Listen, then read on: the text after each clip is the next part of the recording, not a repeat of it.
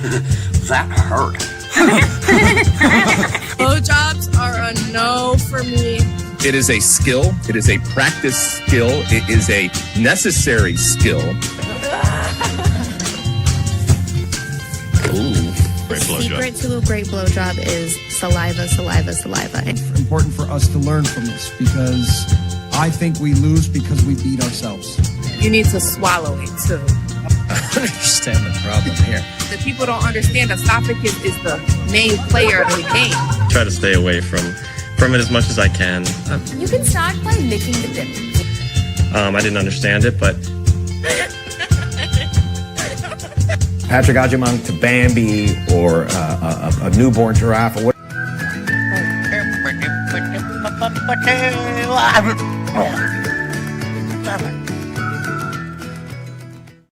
All right, welcome to Straight Red Card. We are back after taking a whole week off. Not on purpose. We just had to root for the Hoosiers. Kind of a little on purpose, I think, quite frankly. What's that? Yeah, it's kind of a little on purpose. Yeah, no, it was on purpose in the sense that we decided, no, I'm not missing a second of this national championship. It's a national championship on Monday. Yeah, I mean, it was weird that it was on Monday, but I guess it normally is. I don't know. Anyhow, we won. Yeah, we went undefeated. People still commence the bitching of everybody else about this shit, though. Did you see the celebratory ceremony at Bloomington? I did not. IU and everybody came out, woo woo woo, to I'm sure, maybe under a couple thousand fans. That's not as many as I thought. It wasn't, but then again, everyone's like, dude, it's like negative 10 degrees outside. Yeah, that's true. Now people aren't chiming in right now. We're gonna be chilling at our house. Yes, we have, I'm sure, all weekend because it's been brutal. Yes, I was just on MLS Moves an hour ago. Oh, you son of a bitch! I was gonna bring that up too, man. No, it's sort of a last second thing. Will was like, "Hey, can you come on for 10 minutes today?" Yeah, sure, okay. Better only be 10 minutes. I got a show in a couple more. I know. Well, and he just wanted some insight into the Josh Sargent thing, and knowing that I have the connections that I do. You broke the news on his show? What the fuck? I didn't really break any news. I didn't honestly break anything. I just clarified where things stand and why we got where we are, and where Josh is where he's at, which is the U21 team. Right. Very on brand for Indiana fans to not know about the national championship schedule until this season. Yeah, why would I care? Yeah, absolutely. why would I care? This is the first time, guys. We have never really, outside of last season, had a chance to go there. So I could care less about college football. Outside the occasional watch of a bowl game or whatever. You never really had anything. No, we were never involved. So it'd be one thing if we, if we had ebbs and flows as far as good program, bad program, good program, bad program. You mean like the basketball? Yeah, exactly. Like the basketball team. Basketball team will have a sellout crowds nonstop, regardless of how bad we're doing. Yeah, because we've had the goods along with the bads. Well, this is the first time we've had the goods. Well, 20 years though now drought for the basketball team. So it's not good. Brazilian Gil says, "Why no national championship watch on? We should have." I suggested it. I would have paid for it, I guess, but I didn't think about it until afterwards. And somebody else mentioned it on Twitter. Yeah, because it's like it was on ESPN, but I guess my ESPN Plus doesn't get it. Huh? Yeah, odd.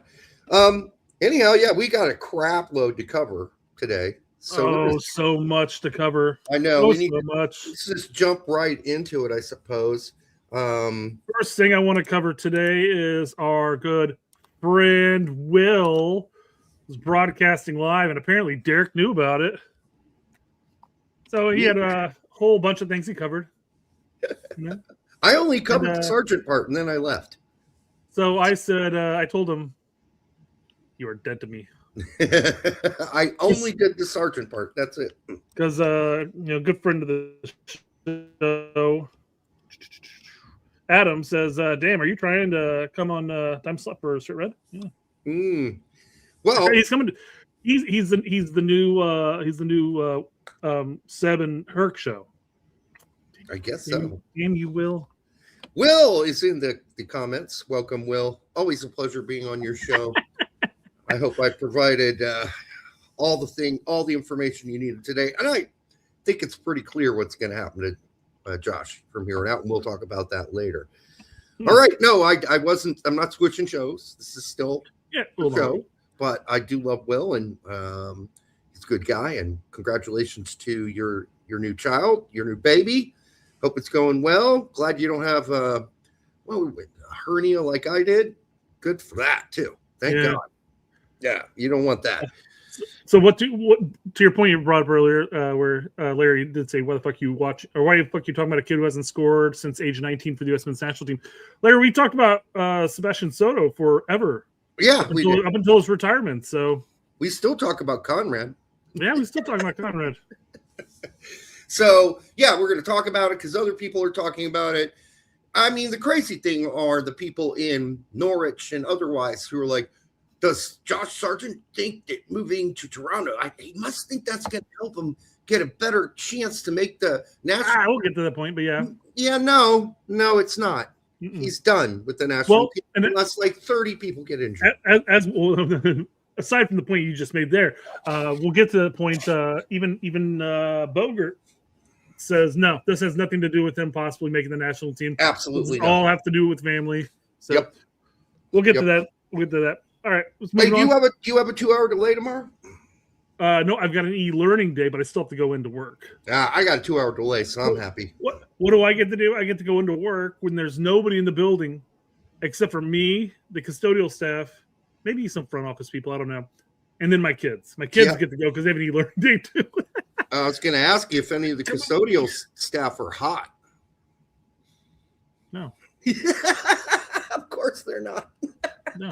No offense to custodial staff. They're all men too, probably, which, doesn't necessarily discount them. It's kind of a split.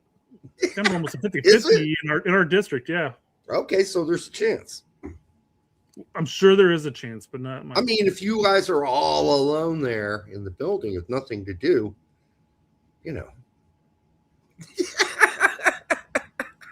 Yeah, I know you're married. Okay, let's move on. All right. So there are very few people out there that will have a post. They'll post something. And then a lot of people who post stuff that I like, and I am like, haha, that's great. Or I agree with, or I disagree with. But there are very few people that do like one post that make me follow them. Very few. Okay. Well, I'm just making sure that this is anything new. Nope, I already got that one. Okay. And it's this cat right here. Oh, it's not sharing anymore. What the hell? You'll see the cat in just a sec. Okay. Here comes the cat right here. Wow. Okay. Is Weston McKennie's career skyrocketing after changing his diet? Yeah. So he's been going about posting these little bit of AI art and stuff like that, and they've been great. I've enjoyed them so much. Yeah. And he's just started, so he's new, but he's you got to follow for me, and I posted about it. So hopefully everybody goes and takes a look at it. Yeah, of course it is. We got another one coming up. I've got another one of his pictures pulled up here. But Stars and Strikes cartoon headquarters. Is he like 12? I'm just asking because the artwork looks very. Maybe I don't, Jeff. I don't know. Maybe are you 12? I doubt it, though. Maybe? I don't know. It's a cartoon, I guess. So hey, it works. Hey, more and more people our age, I guess not necessarily your age, but maybe some in your age, watch cartoons. They watch anime. They watch things like that. Cartoon movies because they got kids. Yeah, but what is that yellow thing he's kicking? That's the kapow. That's the sound effect. That's the. That's not. He's kicking a pair of brass knuckles, Derek. What do you think it is? He's kicking the crown off the queen. The crown that was previously on the gummy bear. Yeah, okay. That's like the crown from the chick from He-Man, the sorceress chick. Yeah. All right. I'm just being an asshole. I knew what it was. Yeah. Okay. My take on this is that the AI actually went with an old photo of Weston here with his more of a fluffed hair with that stripe. The golden puff. And that's like what 2022. Yep. Well, I'm sure this is done by AI. Oh, 100% it's done by AI. He yes. did not draw this himself. I mean, props to he probably could. I mean, some people easily could, but no, this is definitely AI. And the amount of pictures he's thrown up there. I mean, if he's drawn, props to him, I guess. He but. was never into candy canes. Wherever he came up with that, that's not a thing. I mean, that's just putting, hey, AI, please draw a picture of Weston karate kicking some candy. Nobody eats candy canes. They are just there for hanging on the tree. All right. We had candy cane from previous Christmas, still in our candy bowl. That's up there. I'm like, oh, gonna dump that shit out. Nobody's gonna eat that mint nasty shit. All right. And then it's just I don't want to consume it first and foremost. I've got better things to do with my life. Yes, and then the other thing is the chocolate. It's not a Kit Kat bar, obviously. Well, that's not a Kit Kat bar at all, actually. What is it? You know? That's a generic chocolate bar, Derek. That's what generic chocolate bars look like. They're not all cut up in those little squares. That's why I said it's generic, though. All right. It's kind of Hershey-esque, but it's not Hershey. Kind of like my Viagra. All right. What else we got? Or your X-Lax, one of the two. I don't really need X-Lax. I'm full of shit and it all comes out. Next. Okay. Jumping into our two fat foodies comment here. Yep. Washington Ghost says, you know you have one. I do. It's 2026. Y'all can go ahead and let this pan go. No, you can't. That is a perfectly good cookie sheet. Yep. Perfectly Parchment. good. Just need some parchment paper. That is seasoned. That adds flavor to everything. Or foil. Or foil, yeah. Just put something on. But I mean, why would you get rid of it? You want to go out and spend another $20-$30 on a new one? Why? What's the point? If you're worried about it being scarred looking, it's not. It's still usable, right? So no. Anthony's got it right. That's perfect. That's what you want. Yeah, you don't want a brand new spanking pan. Although I did just buy one, but I have one that looks like that. I don't use it very often, but yeah, not a big deal. Look at Puta 69 says Germany, the land of chocolate. And look what's there, Eric. The chocolate bar that was in question. Yeah, that could be German chocolate. Perfect. Yeah, perfect. Yep. But he is in Italy, where they do sell German chocolate in Italy. So there's that. That's just a seasoned cookie sheet. There's nothing wrong with it. It's not going to fuck up the taste of shit. It is perfectly good. Why would you possibly waste it and just chuck and buy a new one? That's wasteful. Tonight, I am drinking the vaunted Three Philosophers quadruple ale from Ommegang in Cooperstown, New York. 9.7 alcohol by volume, a blend of quadruple ale and Creek ale with cherries. Cherries are very subtle. One of my favorite beers, at least domestic ones, but actually one of my favorite Belgians in general. Toast, and if you can find it, go get it. It's right, Tact. You got it. 100%. Season pan. I'm got my vodka raspberry lemonade ice. Yeah. So we call that a seasoned pan, but if your toilet looks like that, that's not a seasoned toilet. You might want to clean that. You got to clean that shit. Yeah. Literal shit. Literal shit. Literal shit at that point. All right. Alex Freeman sold to Villarreal. Not yet. Derek, don't ruin the stuff. I got things pulled up. We're not in the transfer news yet. I don't think those talks are that serious, by the way, but go ahead. I'll shut up since you got like 1,000 tabs. And then here's a moron who took fucking took snow, which is basically come out of the sky, which is full of all kinds of impurities and smoke and pollution. And you're going to make fucking ice cream with it? That's disgusting. Here's the thing. Spend 5-10 minutes. Go watch some off-grid YouTube channel in their waters, and they harvest all the water off the roofs and off various places. What do they do with it? They filter the shit out of that because there's so much impurities there. Yes, and there's all sorts of stuff you don't want to digest. You could boil that shit down, and whatever you got to do at that point, but don't just scoop it out and make ice cream out of it. That's gross. Has this lady never heard don't eat snow? Because I'm sorry. At least it's not yellow. In my childhood, you didn't eat yellow snow, you didn't eat white snow. You don't eat snow.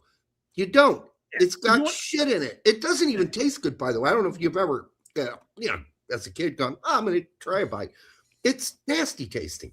I'm sorry. Larry says that's clean. It's snow cream. Well, she's going to make fucking ice cream out of this. It's totally disgusting. And she's going to probably feed it to her kids and make them sick. This is condensed milk she's plopping in this thing, which will turn it, basically, the ice crystals into like a cream. Then she's using nasty ass Hershey's cocoa, which, sorry, it's disgusting. They don't know how to make chocolate. I thought it was in Mexico, Tony. Sorry. Yeah. And then way too much vanilla. Flint, Michigan. Flint's good now, though. But. Little salt, apparently, and then she's going to blend this. You said too much vanilla. No, you have to add flavor to it because it's fucking snow. Yeah, I know. It's gross. But, I will say this condensed milk is sugary as hell. So you don't need much sugar. That's fair enough. Yeah, it's really sweet. So anyhow, I don't want to watch this bitch make this because it's disgusting. But yeah, she. I just wanted to see what it looked like. I haven't looked. I mean, it's gonna look like ice cream. I mean, it looks no way around it.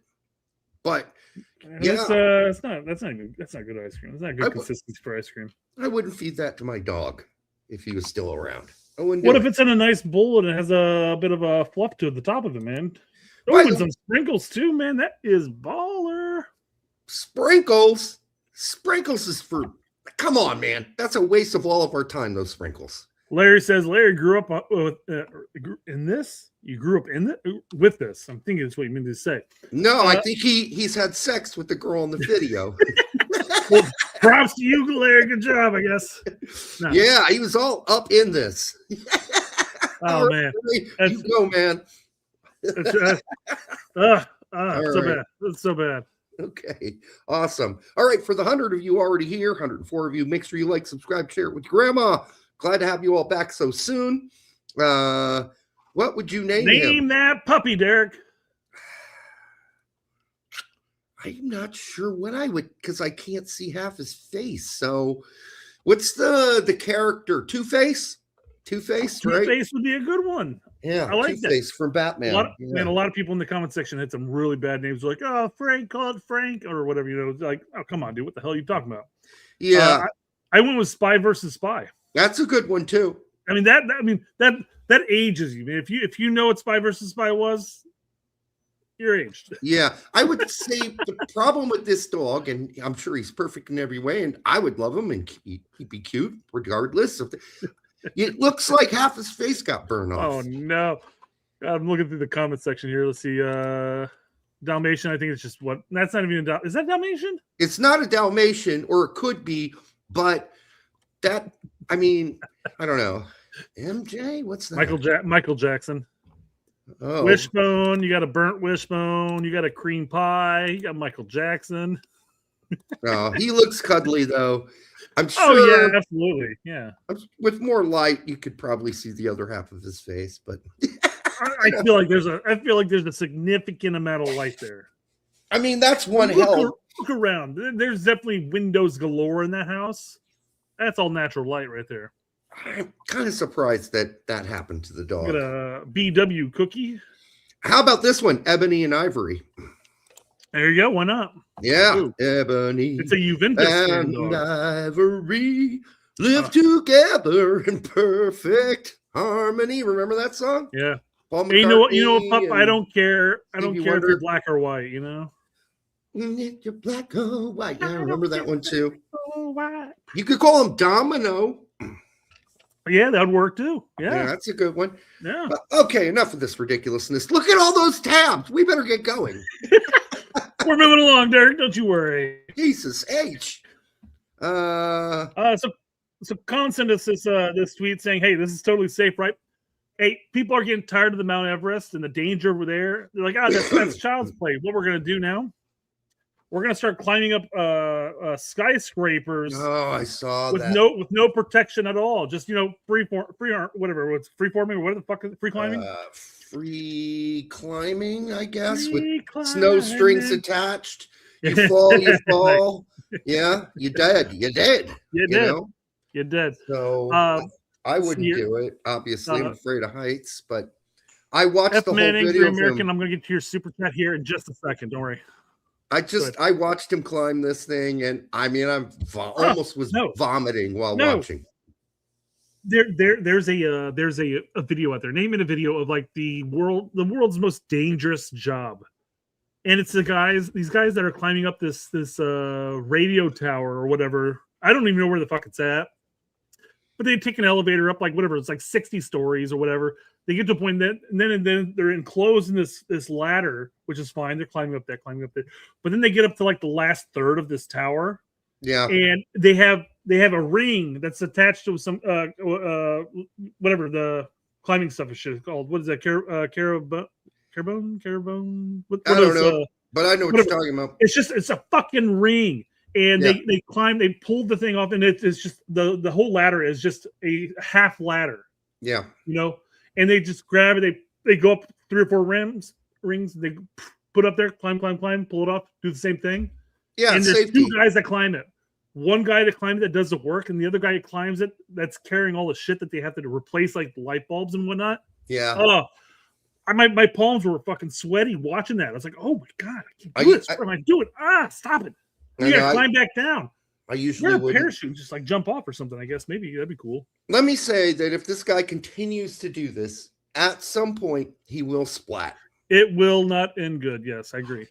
Unless you're 1,000%. Which good luck on that, because all you need is one slip, one big gust of wind, and you're fucked.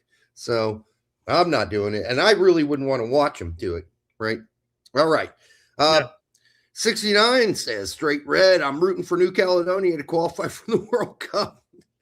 Okay. So this appears to be an unnamed island off the coast of New Caledonia. So what does the island look like, Derek? What do you think? We don't go out with it. What do you think it is? Like a jungle would be my guess. A tropical jungle. Oh, nice. Little penis drippings there. Yeah. I don't know if this is real or not. I don't either. I'd like to see the rest of the island. That's impressive. Look how veiny that thing is. I bet you would. All right. Well, thank you for that. That's an interesting shape for an island. It's awesome. Well, it's just part of the island because it's a peninsula. That's a peninsula. Is that what off you call the island? Which I think in country, it's a peninsula.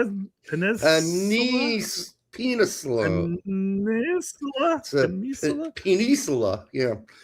All right. Interesting stuff that people send us. Tactical manager says Kyle Jorge drank this bottle thrown by opposing fans while celebrating a goal. The bottle had urine in it, allegedly. Cruzeiro, his team, also ended up losing the game to Atletico Mineiro. And yeah, I'm not drinking anything somebody throws me. That's not even a bottle. That's a cup, dude. If there's anything left in that cup, and that's impressive. That's an impressive throw, first and foremost. Ugh. Could have been urine. I'm sure he figured it out quickly. You can tell if he spits it out. He doesn't. Oh, he just got hit by another bottle, apparently. Yeah, a lot of bottle throwing there. He's shaking it off. It's still in his mouth. He's swishing it around like, what fucking beer am I drinking right now? It's not going to kill you to drink urine. It's sterile, and I like the taste. People do it on the research videos all the time. I don't particularly understand the enjoyment of that, or people who get their rocks off from that. That doesn't make any sense to me. It's real. It's New Caledonia. So it says it's real. Looks like a penis. Nice. Thank you for that one. I'm going to be rooting for them too. Let's see what happens, guys. Well, it's good to have something sent to us that's not AI. And we should have known better. For a change, right? With PT69 sending it, he would not send us AI. All right, so that's true. He's been pretty solid with that shit. Mm-hmm. I had a girlfriend. Hey guys, you might notice that we're on. You may not have noticed actually. We're actually live on Instagram right now. So Derek and I have to make sure that we're like centered because it's vertical instead of horizontal. No promises on that one, Brett. I know we're just gonna be floating in and out of the picture. Woo, woo. Hey, got a couple of follows from this new stream. Nice. That's cool. Maybe this will work out. Hey, I did want to mention I did have a girlfriend once that wanted to pee on me. I think I told you that before. We talked about it. Yeah, I think we talked about it on the show actually. Yeah, and I said, yeah, it's not my thing. You know, she was extremely disappointed. Now, if I pee on you, that. that's different, right? No, I had no real urge to piss on anybody. And so I just couldn't quite figure it out. And plus, you have to change all your sheets and all that stuff if I let her do that. So I was like, no, just, personally, I'm not into that. And I mean, it's amazing how disappointed she was. She really was disappointed. Oh, man. She was kind of like, oh, you're such a square. I'm a square because I don't want you to pee on me and poop on me. She wanted to do that too. So just telling you, they're freaks out. You're like, sure, I'm a square. Get the fuck out of my house. Now just go to bed. What's the matter with you? Let's listen to some Radiohead and go to sleep. All right, let's call it a night. Nope. End of relationship at that point. She calls me a square because I don't want her to poop on me. She didn't call me a square. She gave me the look like I was a square. We're done. I am judging your kink right now. We're done. I kept going, so I did not throw her. Props to you. She must have been banging her in the bed then. Oh, was she ever? Hot. All right, fair enough. Mm. All right. Unlike other times, I'm not going to mention her name. First and last, here's the social security number. She currently lives in this location, has 4 kids. Oh, God, Derek. I'm so stupid. Because if you go back, there's photos of me with lots of different people out there online. You could probably find out who I'm talking about with some of the cases. So, dude, I don't know. Let's not. Don't say, hey, if you watch her. Actually, no, take that back, guys. If you watch our show, you can tell exactly who Derek's talking about. Just go back and watch all the live streams and shows. And don't go visit single one of them. Don't go visit my Facebook page or other Facebook pages with pictures of me. All right, none of them are nude. So, man, Facebook's another place that I was planning on throwing the show up on, but apparently our StreamYard's account is only allowing 3. Oh. Now we can go from paying something like $36 a month or whatever it is we pay for it is to about $68 a month. Wasn't $69, I know that much. To be able to broadcast to 8 different streaming services. If it was like, what, we're gonna have to pick and choose. That's crazy. We need to make more money if we're gonna do 68 a month. I would not do 69 anyhow if it were 69 because it's a lame position. All right. You lost my business. Okay. You say, well, let's first read Men in Blazers. Babe, wake up. New contender for worst penalty of the year just dropped. Yeah, it's pretty bad. Well, I guess we'll watch the we'll not watch, but we'll kind of skim through it here. And then we'll go to my comment here because it's funny. It's funny and we're having fun. Whoop! Yep. Like, it wasn't even a good one, man. It bounced before it got to the goal. Yep. It's bad. Come on, bro. And then he walks off like, oh, man, that was really bad. People are booing me right now. Injury. Yeah. I know. My knee. Yep. I mean, he had to. The worst. Set me off. He didn't even kick that's 100% hard enough to have a knee injury. He barely kicked the ball. And you know what? Look. There's no law. He didn't drag his foot. He didn't even follow through. So how is his leg suddenly hurting? That's what you call injury through shame. All right. So I said that was some quick thinking after the PK, hobble over and feign a knee injury. Sources are telling me that he's even gone so far to schedule a knee surgery, despite the fact there's nothing wrong with it, just to save face with the fans. Prayers for a speedy recovery. Yep. That's embarrassing. No doubt about it. All right. So Alex says, most people don't realize this, but your body's entire supply of pride is located just behind the patella tendon.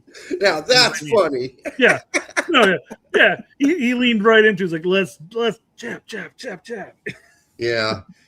I just suck it up and take the booze at that point. Yeah, just say, dude, my bad. I'll take it from now on. You're no longer a PK taker. That's fine. I get it. Yeah. It's pretty bad. All right. Somebody's Vic P saying sister, and that's it. Sister. Schwester.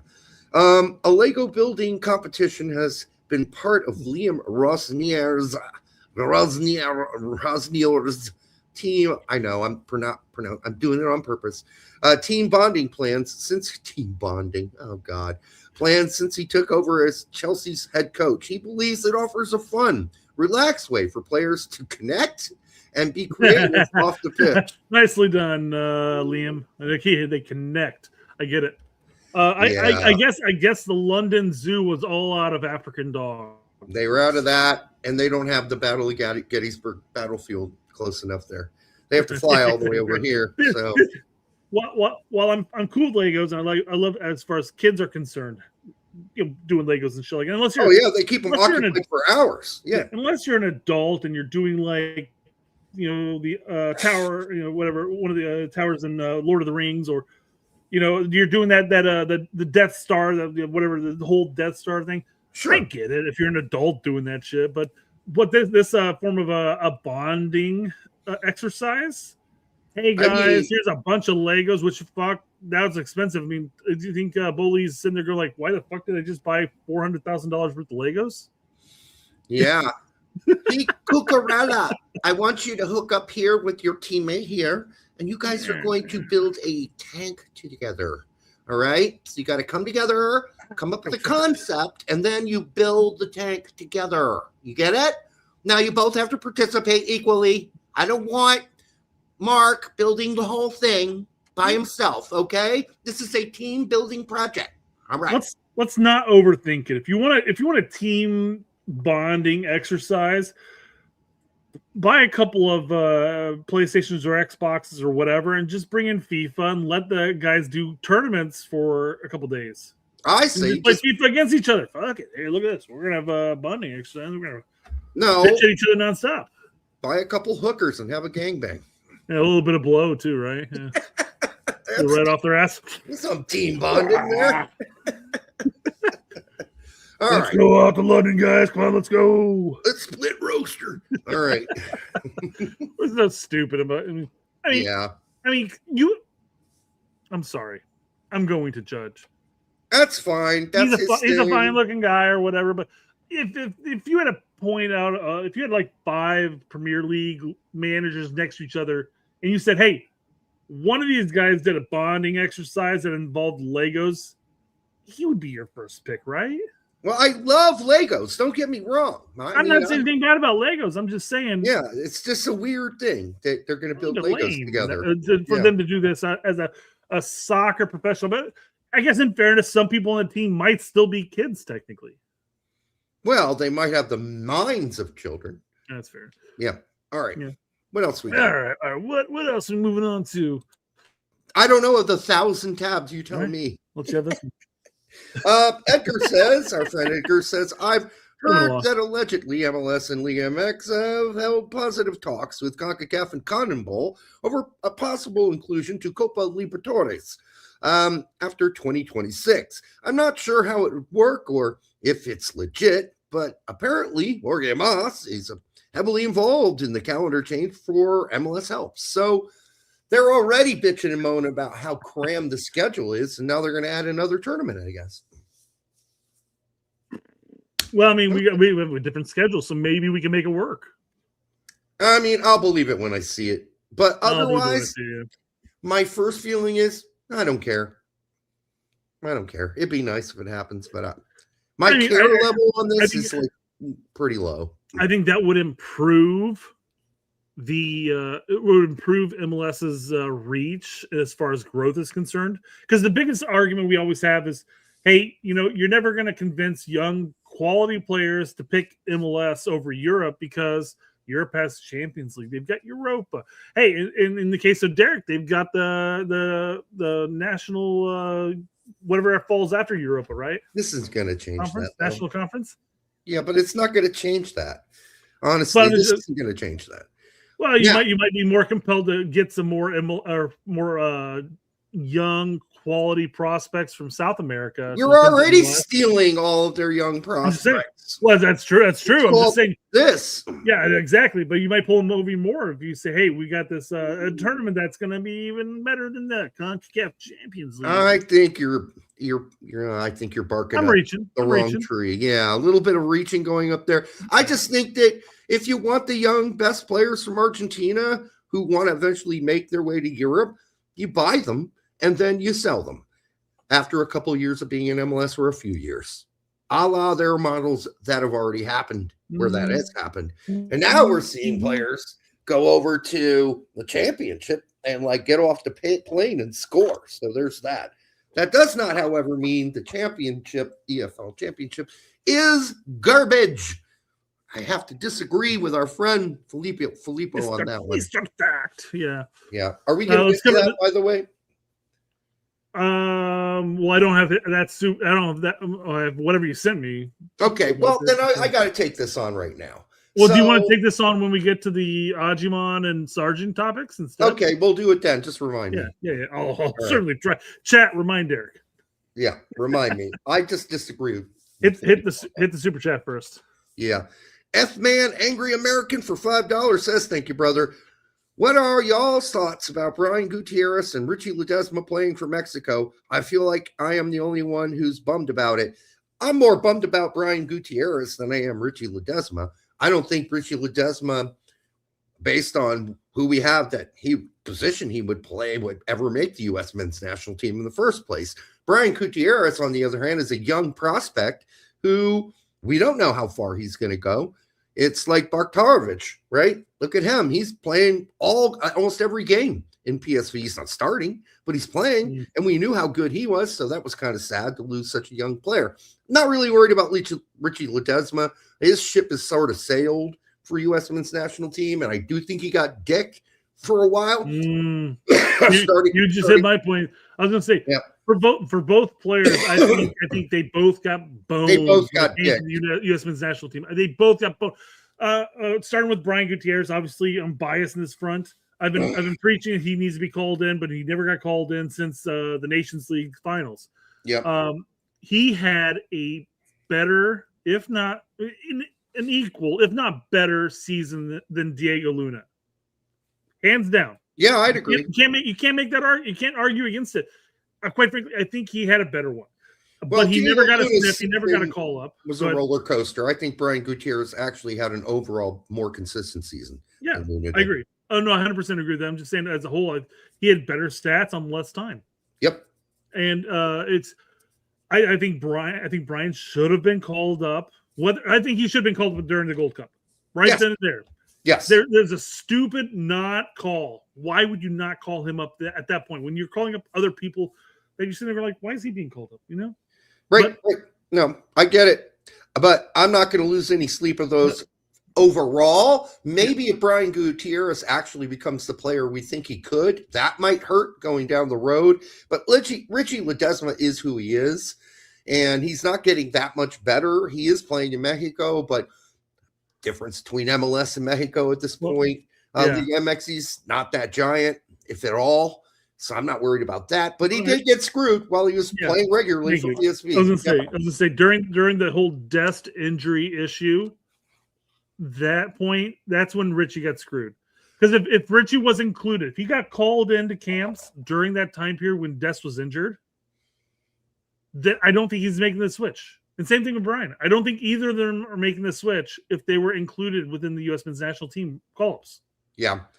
Now, you sit there and argue, is Richie making the World Cup World Cup squad for us? If Dest is healthy, Freeman, Scally, if they're all healthy, do you think Richie's making it? No. Or unless you try to play him in the midfield, and even then, no. So it's no across the board. Ledesma's not good enough for the U.S. men's national team currently. And so if he can even squeak into the Mexican national team, I'm a little surprised by that. But I'm sure they're taking whatever they can get at this point. They've got weaknesses. Not that we don't, but Richie just filed a one-time switch. So he's officially Mexican national. Which, hey, you know what? Go to where you're wanted, I guess, and let's see what happens. They don't have the history of playing, quite frankly, Mexican American players over. They don't. That's the risk you're taking here. That is a dangerous risk, and you better be performing your ass off at Chivas at this point. At the same time, for Ledesma, his ship has sailed for the U.S. men's national team, so this is a risk he can take. At the same time, if Brian Gutierrez would have held on for another 4 years and gone to Europe, and here's who knows? With Guti, he played in the friendly. He's not tied anywhere. he could be back in the fold with the U.S. men's national team in March if coach can call. So Guti hasn't officially made that switch. Whereas in order for Ledesma to play in this friendly, this non-FIFA sanctioned friendly, he had to file that switch. Yeah. So no, I get it. All I'm saying is I agree with Ledesma. I agree with you with Ledesma. Guti still can gamble either way, but it seems like he may be leaning more towards Mexico at this point. Maybe he thinks it's easier to get into. I don't know. So we know Richie's for good. Like, that's committed. I don't believe that Gutierrez is committed yet. Yep. All right. So, but that makes sense because Ledesma's got 0 shots at making the World Cup. Speaking of 0 shots for making the World Cup, I'll let you handle this one. Seattle Sounders forward Jesus the God Ferreira believes he can make the U.S. men's national team World Cup roster. No, he's not going to unless 50 people die injured. Whatever, or can't play. I absolutely have a chance. Sorry. This is 4 or 5 months between the start of the MLS season and the World Cup, and that's enough time to show the coaching staff that I can be there. No, it's not. You would have had to been part of it prior to this point. At this point, Poach is going to be calling in. He's not going to be gambling with players. No, this is delusional. Absolutely delusional. For me, that's something that I'm looking forward to. And if it doesn't happen, then I'm still motivated for other things. Good, you better be, because you're not going. My short-term goal is obviously to make the World Cup. Well, it's a nice goal to have. There was absolutely 0 evidence that you have any shot to make it. And you're not going to make it. You don't even have a great, at least you can say Roldan had a great season for Seattle, generally. You cannot say that about Jesus Ferreira, okay? And I've got nothing against Jesus, quite frankly. I don't either. He's a nice kid. We've seen his capabilities. He hasn't improved over in Seattle compared to what he was at FC Dallas by any means. And I'm sorry, there's no chance of Jesus. You would have had to say this a year ago. I love this. Mr. Dan says, but Jesus Ferreira has some World Cup experience, though. A horrible experience. And a one that is shameful, that made him, I'm sure he wet his pants a little while he played. It's not a good one. World Cup experience, you mean the 45 minutes he got against the embarrassing 45 minutes where he could barely run because he was so nervous? Man, I gotta disagree with you on that one. I think he's joking. Yeah, I think so too. We don't know if Fumar's still locked up. I'm assuming he is because he hasn't been in the chat anywhere. So I imagine something's got to be amok. So yeah, unfortunately. Fumar, you're out there. Alex Gavin says that England's chosen Kansas City for some reason. I was debating on pulling something up because somebody's like, "Hey, England chose Kansas City because the food there is as bland as it is at home." Not their barbecue. Not their barbecue. Yes, I was going to say that. Yeah. Yeah. You can't say that about Kansas City because Kansas City's got some good fucking barbecue, guys. Mm-hmm. Maybe they want to go and get some flavor in their life. Yeah, Kansas City barbecue is nothing to shake a stick at. Yeah. All right. Maybe that's why they chose Kansas City at that point. Well, you got the chicken one night, then the next night you come in for the ribs, then the next night you come in for maybe the pork chops. The next night you can switch it up, man. You get the wings too, are pretty good. Anyhow, they got good stuff there. They do barbecue well. And every McDonald's around the country has high fructose corn syrup inside their burger, so you're good there too, I guess. Nah, it's not so overrated. It's just sugar from corn. Don't listen to the sugar people shitting all over high fructose corn syrup. Corn syrup's not great for you, but either is sugar in large amounts. So anyhow, that's all. That was all the sugar industry's way of fucking over the corn syrup guys. All right. Yeah, just like the healthies bashing on smoking cigarettes. I mean, come on, guys. There's nothing wrong with that, right? Well, the funny part is the high fructose part. It's like, yeah, it's corn syrup. Of course it's high fructose, morons. That's but there's corn syrup and there's high fructose corn syrup. There's two different types there. I guess. But they both maybe the issue is not necessarily the corn syrup as much. Maybe that's equivalent to the syrup or to sugar, but high fructose does other shit. I don't know. I don't know enough. I don't know enough to say anything about anything there. Yeah, I'm not a doctor, I guess. But then they don't know either. I try to stay away from high fructose corn syrup, and I try to stay away from a buttload of sugar too. So, How many years do they tell us eggs are going to kill you? yeah, I know, right? It's a bullshit. Or butter. It's going to kill you. It's just Dude, ridiculous. I stopped up at Costco the other day. Obviously, I knew the store was coming, but I was like, man, I'm tired of buying eggs at this store, and they had a 24-pack for like $3.99. I was like, that's significantly cheaper than buying the 12-pack Yeah. at the store. So I bought 72 eggs. Isn't it amazing how fast how fast the chickens came back? You know the great thing about chickens? They lay a lot of They lay eggs. a lot of fucking eggs. One egg, at least one egg a day. So if you don't fuck with those eggs, you get a whole lot of chickens, and you're right back in business again. All right. Damn, it takes 1 year. You're right back into it, guys. Yep. Because remember when a carton of eggs cost like fucking $20? Dude, it was stupid. Yeah. Well, that was obviously during the whole COVID time period. But then it also included during COVID. Do you remember this? I don't know if I talked to a bunch of people about this. Like, I don't remember this. But during COVID, there was like 7 or 8 like chicken farm fires that happened around the nation, and the fires. I honestly think somebody was really diving into that. A little bit of arson, if you will. It's the pro-cock activists. Yeah. Hey, these chickens have a horrible life being in cages, so we're just going to light them on fire. Yeah, I just think that's a bad way to do it, but okay. I mean, unless you eat them after you light them There you on go. fire. Nicely roasted, too, yeah. Yes. Little barbecue sauce. Oh, Ready to go. 45 chickens cooked. I got to eat them all. Little salt, pepper, and garlic. You're ready to go. All right, what else we got? Let's see. Former U.S. men's national team defender Steve Cherundolo. Okay, he was a great national team defender for sure. Who recently coached LAFC, says there was contact from U.S. Soccer for the U.S. men's national team job. What they don't tell you there. Go ahead. I was saying before we dive too far into this too, there was contact, but people were leaning into that. Oh, this is who we're going to be hiring after Pochettino. No, but this when he says there was contact for the U.S. men's national team job, makes it sound like, to me at least, that he's talking about before Poch was hired. So all they did, U.S. men's national team, was sent a courier to Steve Cherundolo, and when Steve Cherundolo wasn't looking, he whipped out his penis and he smacked him in the ass, and then he ran back to fucking U.S. men's national team headquarters and said, "Hey, man, we made contact with him." All right, because that was never going to happen. It's not serious.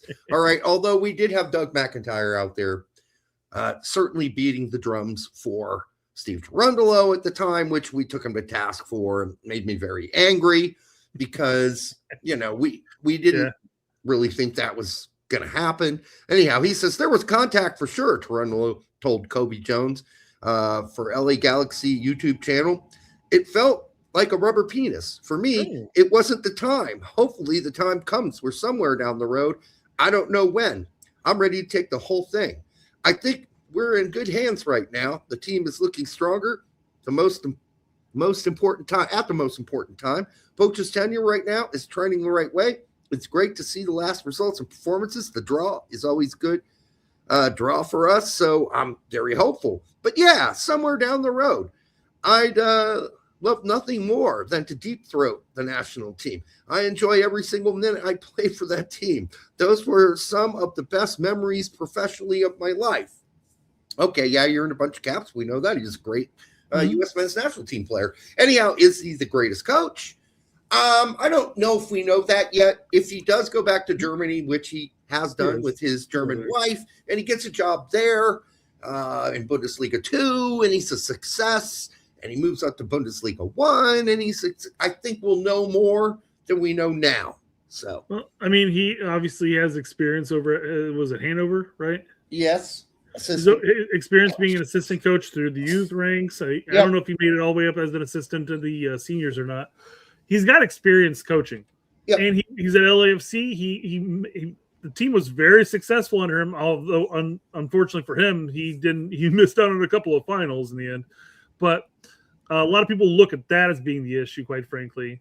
I think he'd be perfectly fine for the U.S. men's national team, despite the fact of what other people are saying.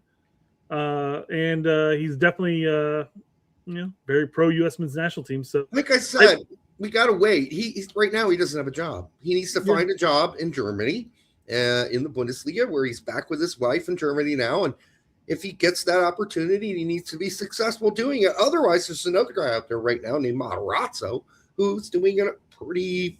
Listen, it could be short term. I don't want, like, I see a lot of people going crazy about the Matarazzo success at Real Sociedad, but honestly, it could end next week and they could go on a string of losses. Now, it could happen. I'm glad for him that it isn't happening right now and that he started off on a good roll. But I think he's more likely to be the guy that also was contacted that gets another phone call down the road right now. Yeah. I mean, and we obviously have a history of Matarazzo and what he's able to provide and what he can do with teams without the bankroll that the top Bundesliga teams have. So there are some shit teams in 2 Bundesliga and 1 Bundesliga. And I haven't heard about any phone calls yet to Steve Cherundolo to take over. Okay? There are some teams that are doing horrible. Yeah. Maybe he's happy to just go back to Germany, get reestablished, and then start doing some job searches. I don't know. I mean, he lived there most of his life, right? Yeah. So it's home to him. The United States was just like a 4-year little venture he did. Now he's back to where he and his wife have, for the most part, started raising their family. So now the family part's nearly over, but, hey, they're back where they enjoy the food, the culture, the language, everything. And I'm sure he's hoping somebody will try to hire him.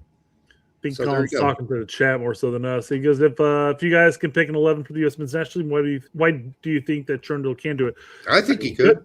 I think he could. I think he'd do perfectly fine. It's just as good as any American-born coach, quite frankly, at this point. Yeah, I'm just not convinced of his coaching, how stellar his coaching is yet. I mean, he had some great runs with LAFC. I'd like to see him take a Bundesliga job, even the 2 Bundesliga, and see what happens from there. I'd like to see that kind of challenge. And I'd like to see how he does. As a player, I love Steve Cherundolo. He was great. Captain Hanover. All right. I'm looking at the Instagram feed in the comment section, and I think Josh Mason just followed us and said, "Hello, boys." Josh Mason, no shit. All right, Josh, how are you? Former, what you would call founder of Indy 11's BYB. So congrats. And former president, I believe after me, he was the president of the BYB. All right. Yep. For the 204 of you here now, make sure you like, subscribe, and share it with your grandma. All right. What do we got next, Brett? From the thousands of tabs you have. We're almost done, Derek. Yeah, right. You might want to go through these a little faster. All right. You don't want to pretty quick. All right.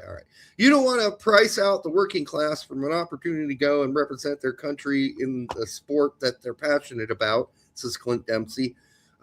He knows how ridiculous expensive 2026 World Cup is. I was really excited about engaging with fans, giving them the opportunity to get these difficult tickets that everybody's struggling to try to find. That's what's difficult about this World Cup, the ticket situation, right? They're going to be really expensive, and they're going to be hard to get. You've got to get creative ways to find those tickets. Nope. This is one of those great ways. Let's stop at that point, because that's going to take us right into this right here. FIFA president. FIFA president admits that World Cup ticket resale prices will be higher. On FIFA's own resale marketplace, a ticket for the final was listed for as much as $230,000 this week.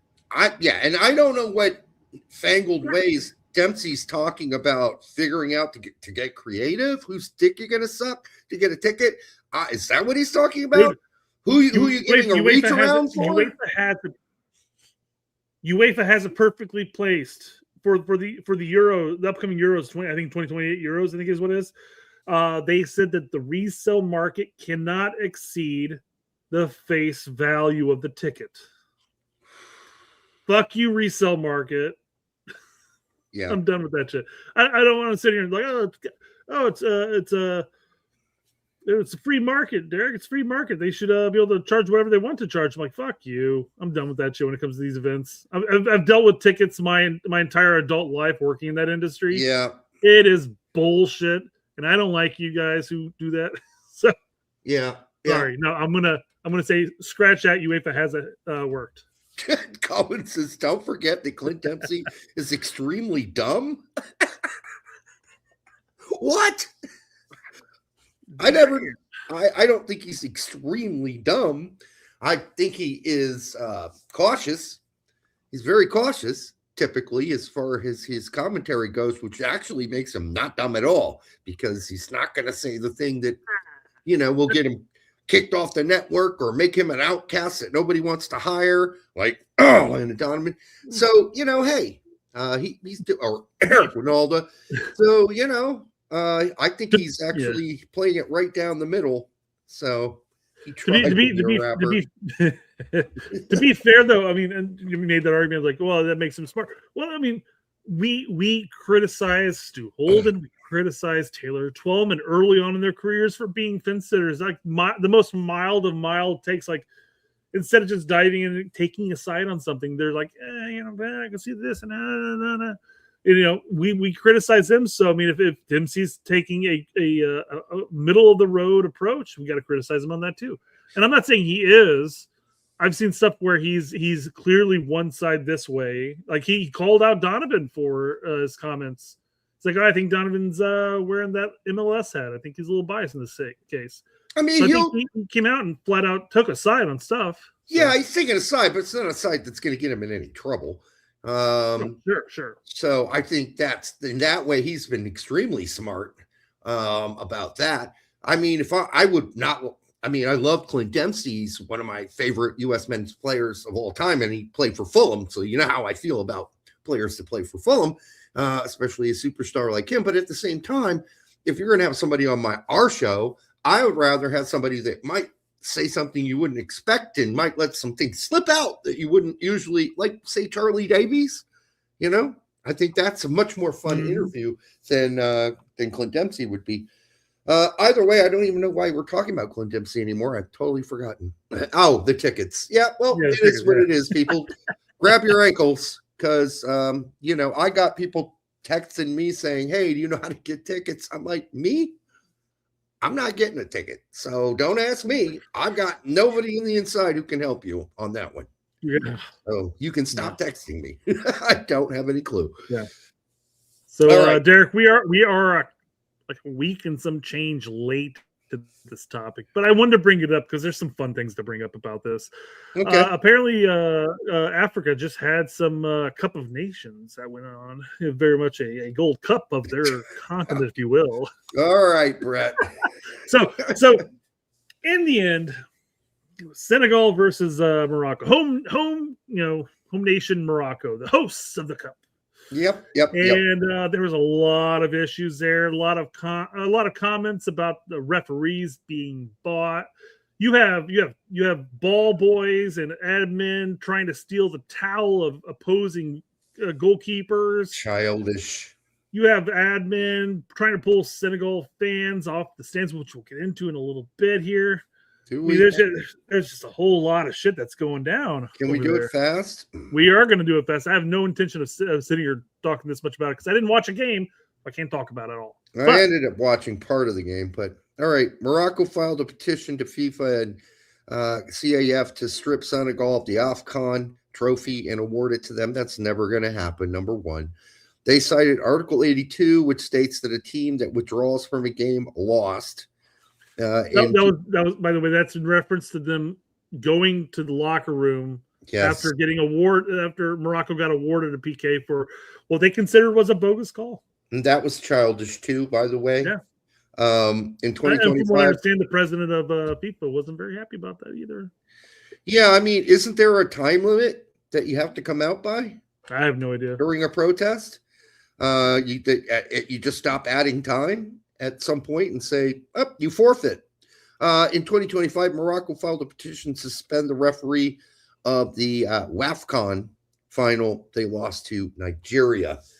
Yeah, this is all childish shit. It's a all lot of embarrassing. butt hurt in that stuff as a whole, quite frankly. God, it's just, this is just embarrassing all the way around. A, you don't pull your team off because you don't like the call. Number two, you don't file a petition after that. But number three, this shouldn't happen either. This is so ridiculous. Anyhow, it's an embarrassment. This is like some shit that would happen between, Boca Juniors and Estudiantes or something like that in Argentina, or two rivals in Brazil. You can't do this. This third world country reactions to it's just not good. It's a bad look. Don't do this. So anyhow, that's all I got on this. It's an embarrassment. And then the whole towel thing. God, how fucking childish are we going to be here? How bad sportsmen are we going to be too? The Instagram's disconnected the stream. Oh, those motherfuckers. Yeah. I wonder if there's a time limit. I wonder if it's an hour. Makes sense? Yeah, you only get an hour apparently on Instagram. All right. I can close that tab at least. Hey, yeah, you can. Get out of here. I don't want to talk to you guys anymore. We might have to do it on Facebook instead of Instagram. Although we got a couple of followers there, so who knows? Yep. FIFA could ban Senegal from playing in the World Cup after walking off the pitch during the AFCON final. No, they're not going to. This is garbage. Don't listen to these idiots that post this kind of stuff. They're not going to get banned from the World Cup for walking off the AFCON final. No! What? Where'd he get this news? He got it from Mundo Deportivo. Garbage. That's garbage. Those a lot of followers. Publish garbage, and they do it on a consistent basis. If you want to believe that, go ahead. They're not getting banned. Well, they're not going to get banned because they left the field, went back to the locker room, and then came back out. Basically, the ultimate ice job of the PK taker. However, what they might get banned from, Derek, is apparently they're being accused of practicing black magic to make sure that the PK taker missed their PK. Could this be more like third world craziness? So stupid. It is so stupid. Dumb. Okay, yeah, we're going to now believe in mystical shit and fucking dolls with pins in it and all this other kind of crazy-ass shit. Come on. Do you think that's what happened on that PK we watched earlier? Do you think somebody had a voodoo doll and they hit his knee? And then I don't know, my knee. I just think maybe the solution to all things is just to start putting weights on people and throwing them into bodies of water to find out if they're witches or not. Because if they float, obviously they're witches. But if they sink to the bottom and drown, then they're not witches. Wow, we made a mistake. We just killed Sister Mary. Gosh, she didn't float like a witch. Oops, I guess we got that one wrong. Yeah, can we get back to like this fucking century, please? Thank you. All right. What you're saying is if you weigh as much as a duck, then you're made of wood. Therefore, a witch. A witch. Yes. We need to not do this. I had to pull that reference. So bad. Let's see here. What's next? We got I think it's this one right here. Transfer news. Who's getting mounted on transfer news? Who's getting ogled on transfer news? Transfer news. Everyone loves that transfer news but me. Whatever. All right, for the 208 of you here, make sure you like, subscribe, share it with your grandma, and maybe Brett needs to go beat his dog. Who's barking in the background? Oh, speaking of the Instagram thing, I would have to remove it from the feed and then re-add it if I wanted to continue streaming there. It is an hour long. So. Jesus, that is so fucking dumb. All right. Tom, don't bogart that joint, my friend.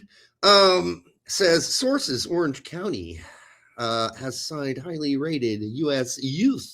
Ute national team attacker Jameer Johnson. God, wasn't there another player named Jameer Johnson years ago? Anyhow, Jameer something, I think, at least. Yeah, he played in the second division in England, and people are all like, "Oh, we gotta call him up. We gotta call him up." Johnson, 17, a product of the Philadelphia Union Academy, which is a good sign. LA Galaxy traded for his homegrown rights, but he signs with Orange County now. to go to Europe soon. Yeah, why would you sign with MLS and commit yourself to a few years of fucking living hell where they don't want to sell you and make money because they just don't? Well, and all the accounts that follow the youth development and stuff like that say that he's basically biding his time until he goes to PSV. So apparently PSV are knocking down, Well, I'm sure Orange County's going to get like half a season, a full season maybe of him playing. Mm-hmm. Well, listen, there's no guarantee on the PSV thing. I'm sure they mailed him a dildo in the mail. And he unpacked it and said, "Oh, they want me." But that doesn't mean it's going to happen. But if this is the best route, is to go to USL because you can play and you won't be tied down. Okay, so you can leave eventually.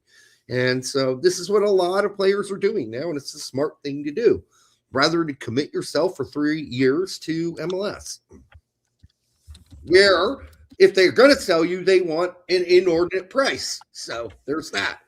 19-year-old youth national midfielder Paulo Rudissil is back in training with Feyenoord's U21s for the first time since getting injured over the summer. Okay, good for Mr. Rudissil. Good for him. Listen, call me. How old is he? He's 19. Okay. Well, he's got a couple more years at best. Maybe one. Because if you're 20 years old and you're still playing for their U21 team and you're not at least getting minutes on the bench for Feyenoord's big boy team, you're probably going to have a rough time going forward. Maybe you're a USL player or an MLS guy. Talking about in Holland too, man. Yeah. So a league that has a history of playing younger players. So, yeah, exactly. So, I mean, if he were 17, I'd be like, well, this is really good that he's on the U21 team. But he's 19 years old. Okay, so that's a little old. You're a grown man, hair on the nutsack, everything. Okay? Mm-hmm. So, this is not like you look at players that are actually end up being really quality U.S. men's national team type players like Pulisic and Reyna. They played really early. They didn't wait till they were 19, 20 years old to play for Dortmund. And now we have another kid there at Dortmund doing the same thing named Matthias Albert. All right? Mm-hmm. Yep. Not Matt Albert. Okay? Not Matt Albert. Matthias Albert. All right. Bow down to Larry. Chandler will be best coach.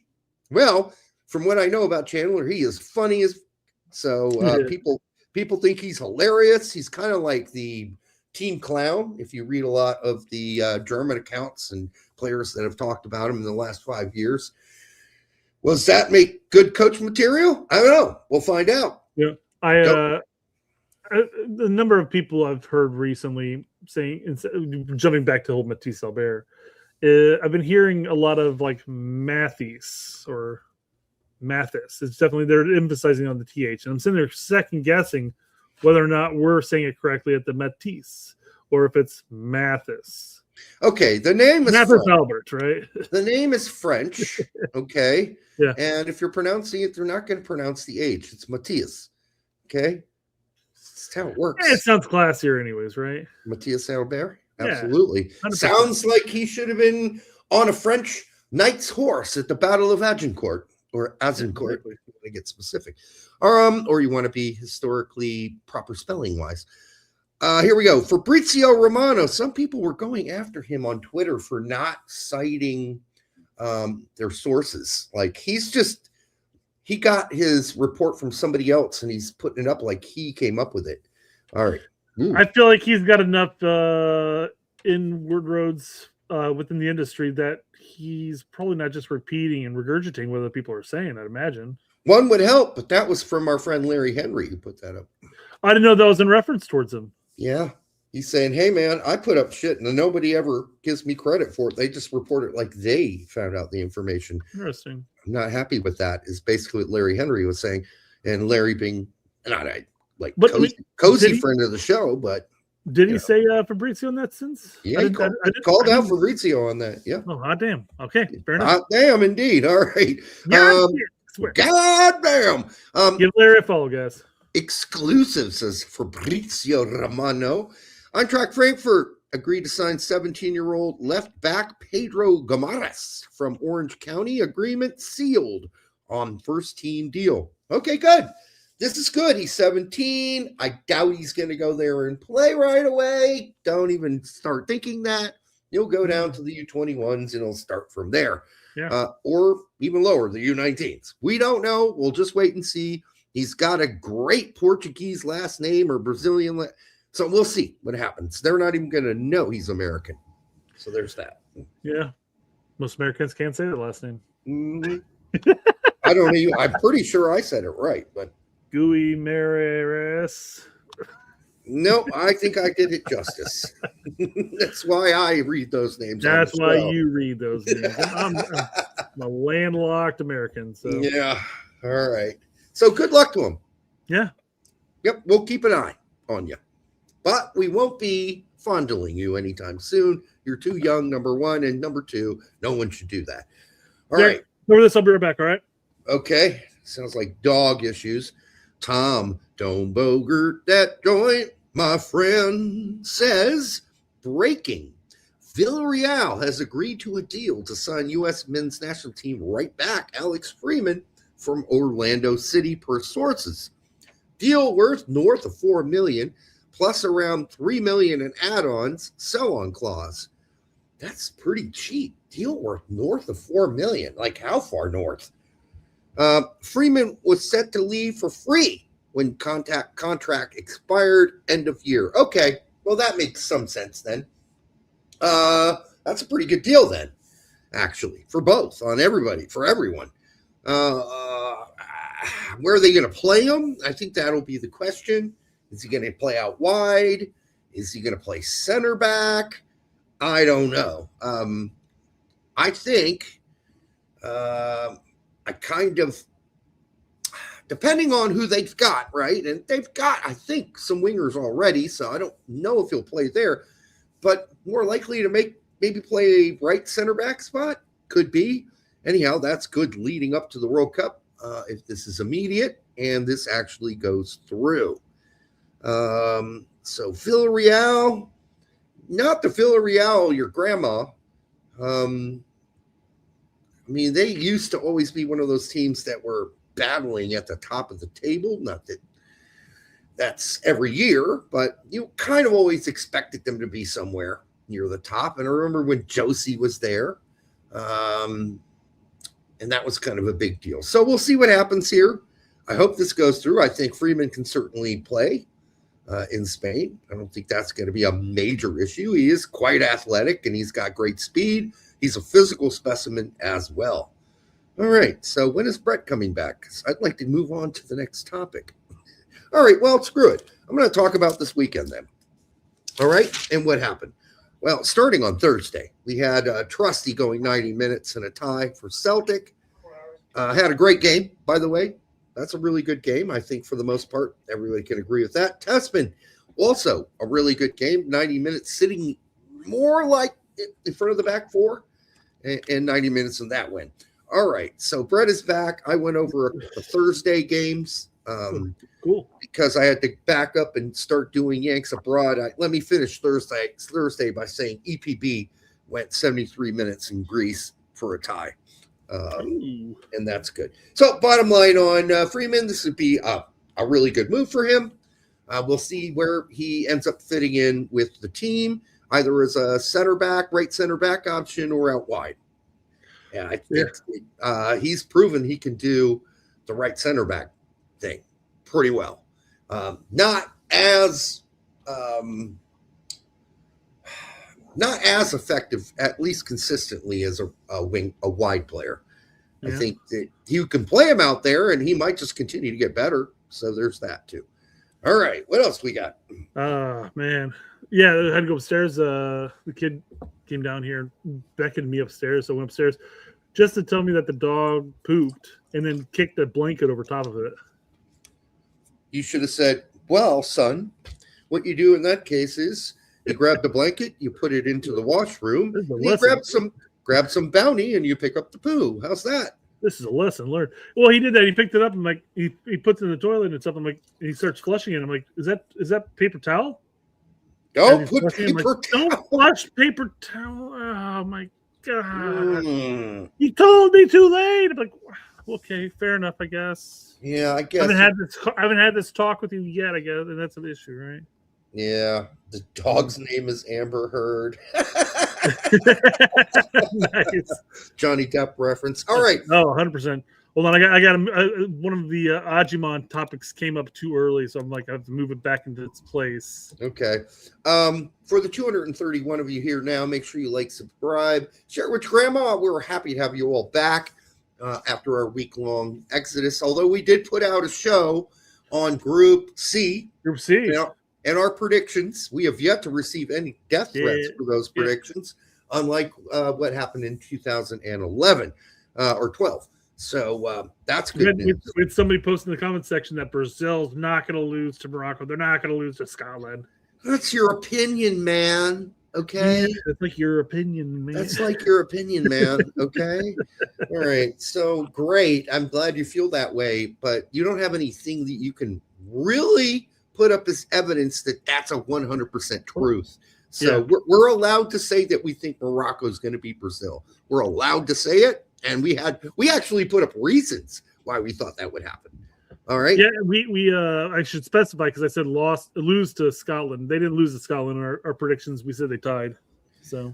Oh yeah, there were people who said there's no way Brazil's going to beat Morocco, and there's no way they're tying Scotland. Okay, well it's like your opinion, man. Okay, watch the show. We gave you our reasons why we think those things could happen.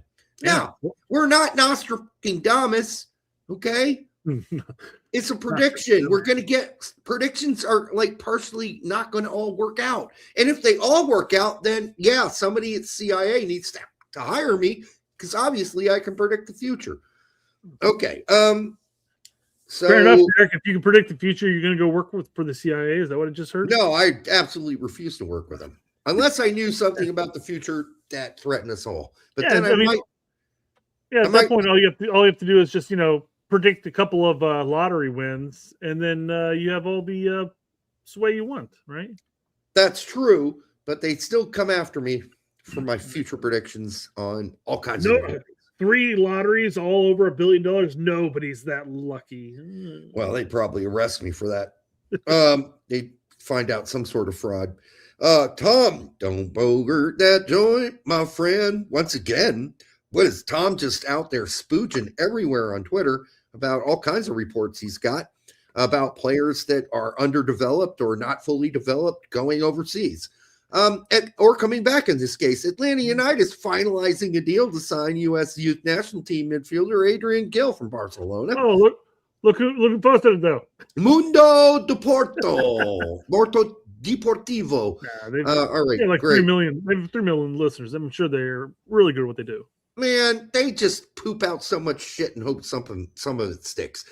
Gil 20 has progressed through Barcelona's academy, but not quite progressed enough to make Barcelona think he's good enough that they'll ever need him, or that he'll ever be good enough to sell to another Spanish team. Yeah. Okay. Or in Europe in general. Or anywhere in Europe. He's I. They think he's I. Believe me, if you're 20 years old and you're still playing the academy team, you're 20. You should be playing pro ball when you're 20. He's progressed through the academy. I'm not saying he's with the academy now.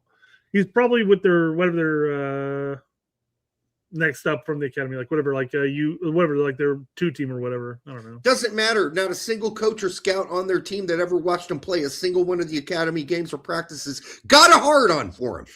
Not a single one. He's moving on because they don't think he's really good enough. That's the honest fucking truth. Some people don't want to hear that. Some people think this is a good news thing. But okay, if he's ever good enough to even start on a regular basis for Atlanta, that will be an accomplishment. Let's just put it that way, okay? Honestly, people, that's the truth. And I'm just having to lay it on the line here. Yeah. All right, Tom, don't bogart that joint, my friend. Again, holy shit. This He's guy all over the place with predictions. Guy's a machine gun. Sources. Not predictions. Sources. Yeah, sources Fulham continue to make progress on a potential deal to sign forward Ricardo Pepi from PSV. New 38 million bid submitted, as Fabrizio Romano called. That bid, not enough, but gap is closer. Like, how much fucking money do they want They for want 40. 140. For what they said. 40? Okay, 2 million is hardly worth fighting over, but okay. I mean, you're fucking PSV. You got other people in the woodwork that can step up and score goals. I'm not bashing Pepe by any means by saying this, but I mean, he's unproven. Almost 40 million. Okay. Pepe, you go to the move? All right, we're going to take it. Here's why he's unproven. He gets injured a lot, and he can't play for long stretches. When he does play, is he really good? Yes, but that's not going to help you if you're Fulham and you buy him, and then he's injured all the fucking time. So I just think this is a risk that Fulham's willing to take because they see him as the replacement for the current Mexican center forward that they have, who's leaving probably in the summer. But for 6 months or whatever it is, if you're Pepi, once your broken arm's healed, which apparently he's returning to practice in a couple weeks. February. I think February is when they said he'll be back. So, I mean, he might have to get bench minutes or hope that said Mexican center forward gets injured, which is not nice. But yeah, I don't want to say fingers crossed by any means. But. No, I mean, I like that particular Mexican striker. Yeah, he plays for my team, Fulham. Now, long term, I think this is spectacular. Short term, I'm a little concerned, but I don't see anybody overtaking him as Balogun's number 2. Not at this point. So as long as he's healthy, I think he makes the World Cup team. Yeah. God, could he miss 2 World Cups in a row? God, when he got that broken arm, he had the long-term injury leading up to recent, and then he got the broken arm. It's like, dude, he's gonna miss the second World Cup. Yeah. When he this should be his second one. Yeah, it should be his second one. He got totally ganked out of the first one by totally pwned by Greg. All right. New England Revolution. I think Greg was just thinking, hey, if I bring Jesus with us, then clearly he'll save our World Cup chances. I don't think that Greg Berhalter is particularly religious. It looks like Skeletor, but as long as he rules Chicago with an iron fist, I'm happy enough. He's so cerebral, Greg Berhalter, that he's more of an agnostic existentialist than he is anything else. Call him an agnostic. Did you call him a dick? I called him an agnostic existentialist. All right. New England Revolution have acquired American winger Griffin Yow from KFC Vestolo, signing him through the 2027-28 MLS season with club options for 2028-29 and 2029-30. Sure. Welcome to Foxborough, Griffin. Maybe this time now that you're back in MLS, somebody will let you play.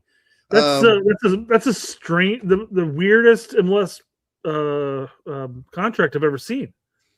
It is. Through the 27-28, like literally he's got a season and a half or whatever it is, or 2 seasons or whatever. Because they don't believe in him. Ah, man, that's cool. Yeah, no. I mean, who'd he play for? Westerlo. And DC United before that, Derek. Come on. He barely played for DC United. They rarely played him. He is not a proven entity. And going over and having, out of all the games you played in Belgium, having like 50% success rate or having 50% of the games you play be good games for you is not that fucking impressive. I'm sorry. I'm actually surprised that somebody signed him. Larry, he's in the house right next door to you. That's where he grew up at. Larry's he's from my county. Fuck.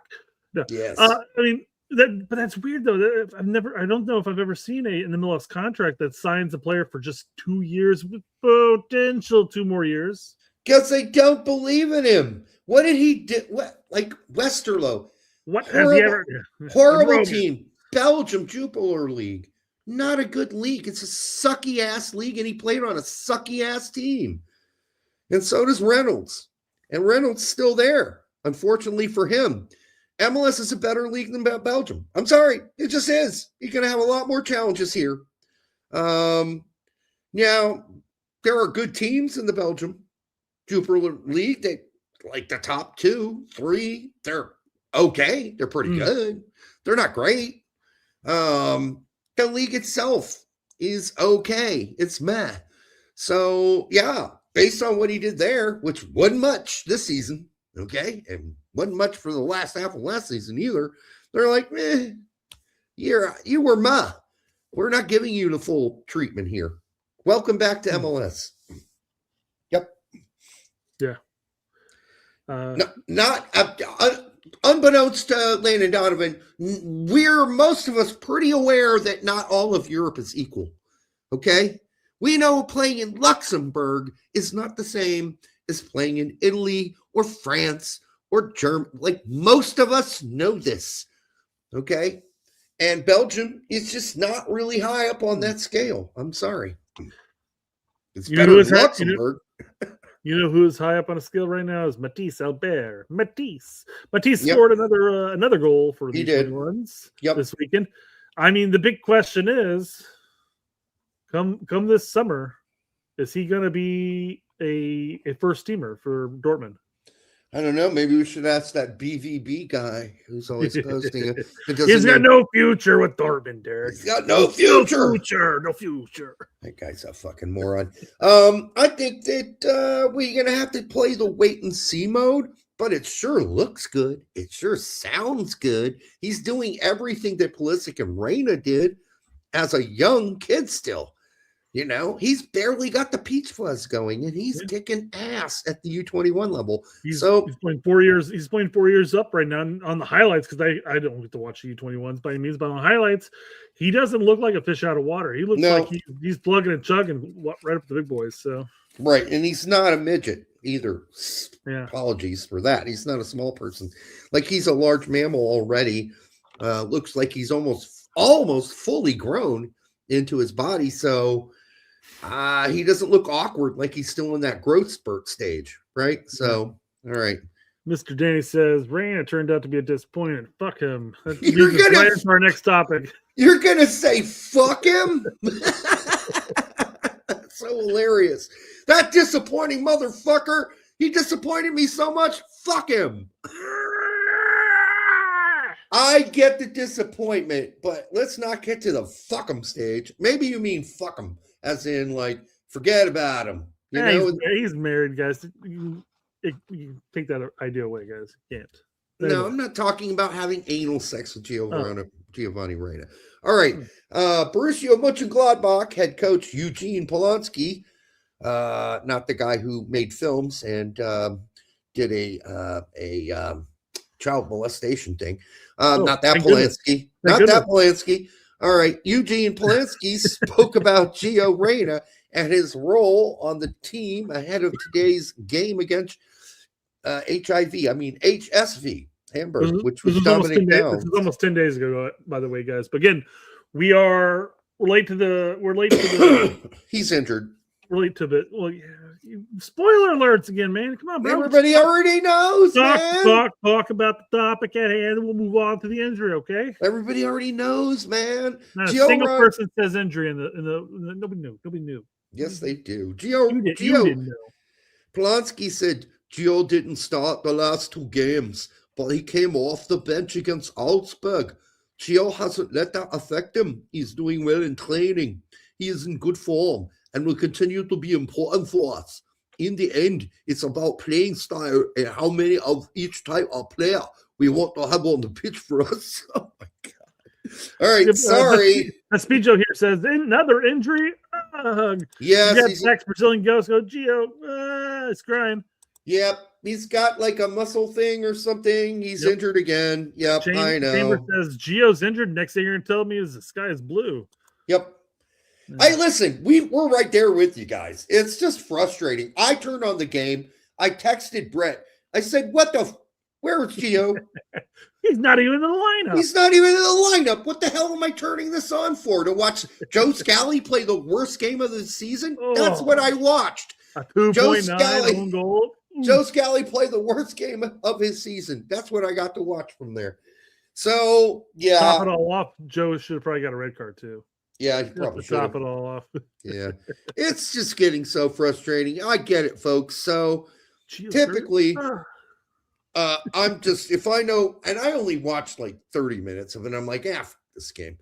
And I had other games to watch, so I just said I'm not watching this. But yeah, it's frustrating. We get it, and I'm frustrated too. I'm at the point where I'm like, f this too. Fuck this, man. I'm sick of this shit.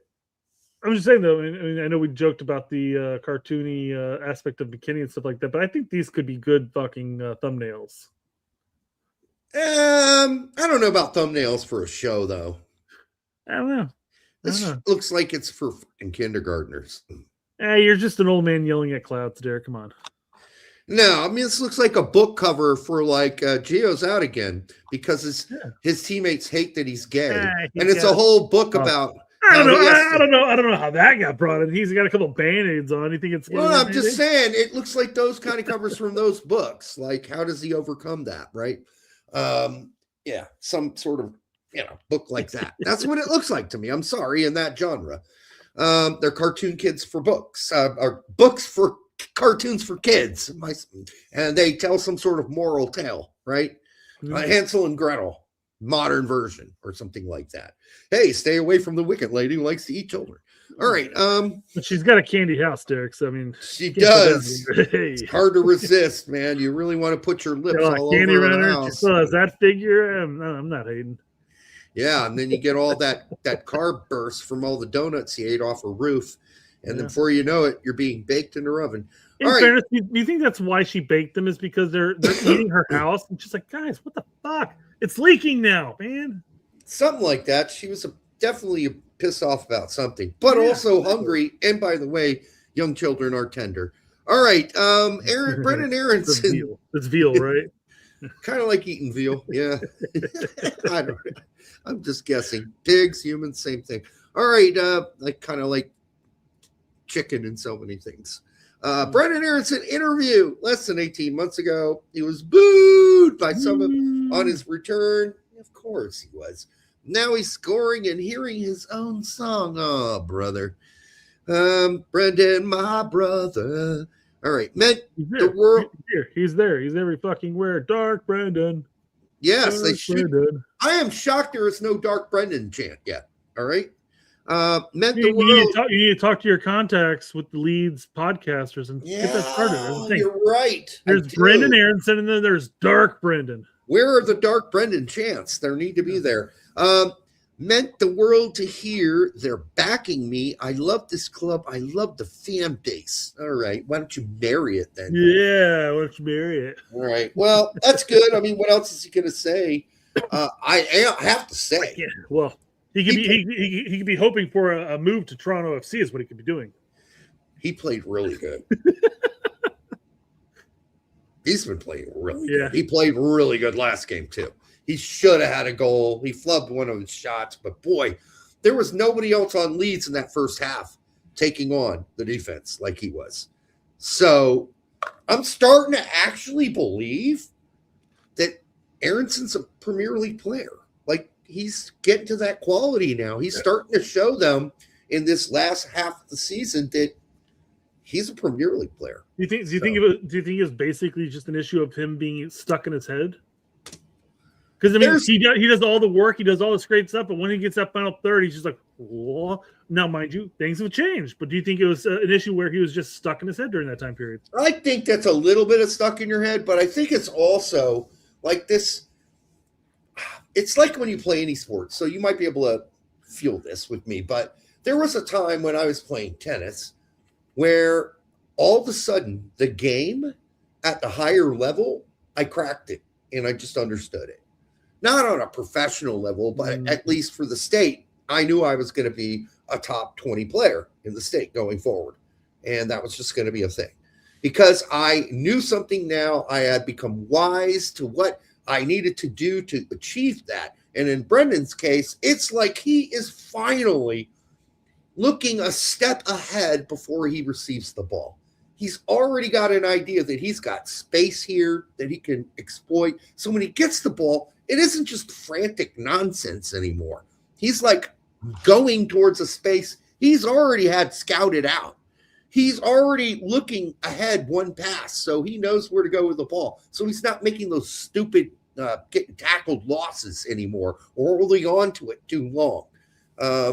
Yeah, it's nice to see. It's a slow evolution. It's been a slow evolution, but I think something finally clicked, and maybe we're just going to get to see Dark Brennan from here on out going forward. That would be nice. Again, nothing like the most perfect time for him to find his form, leading a few months out of the World Cup. So, yeah, he's really good now at carrying the ball forward and getting rid of it before he loses it, which is not what he used to do. He'd carry it forward and figure out a way to fuck it up right before he got to the last third, right? Yeah. So that stopped. Let's see if it continues. I'm going to keep watching because outside of Fulham, I enjoy watching Leeds. I kind of got sucked into Leeds, so now I'm a Leeds fan. All right. Yeah. So apparently Spalletti sees Weston McKennie as a perfect striker. All right, this is so taken out of context, but okay. McKennie is a perfect central striker. He fights. He's strong in the air, and he can jump. He plays to get results because he makes decisions. Well, that's a weird sentence. He would be a perfect striker. What word did he use in real life? Perfecto? Maybe, sure. Because it doesn't sound like, if you're saying somebody's a perfect striker, you're like, well, then why haven't you been playing mid-striker the whole season, dumbass? Well, you paid $40 million for David, so that's why. Yeah. And you got Vlahovic, who's injured, so why would you play a right wing back as a striker? I think what he's saying, he has all the qualities to be a good striker. I think perfect is a little probably a mistranslation. Yeah, I mean, he definitely has the attributes to play that position. He can play, but this is the thing we found from all the previous coaches too. Yeah, they like the guy because he's versatile. He can play a lot of different spots, and he can play with that tenacity that you need, even if you're being played out of position. Yeah. How many players do you know that can play successfully at right wing back, left wing back, center midfield, more or less a 10, out wide? You know, a 6 and 8. Yeah, I mean, he's played everywhere. Let's be frank, but. You know. And then what it was what did it said? Yeah, I could play McKennie anywhere except for goalkeeper. Can't play my goalkeeper. Yeah. Well, here's what I would do. Spalletti, I'd sign him again. Yeah. How about that? Really stick it to the fucking board and say, I want this motherfucker back. Yep. And maybe he is doing that behind the scenes, but they're like, hey man, don't mess with our negotiations. He went to the board at the beginning of the year, beginning of this season, and said, hey. Like he was there for like a week and a half. He's like, "Hey guys, I want this guy back."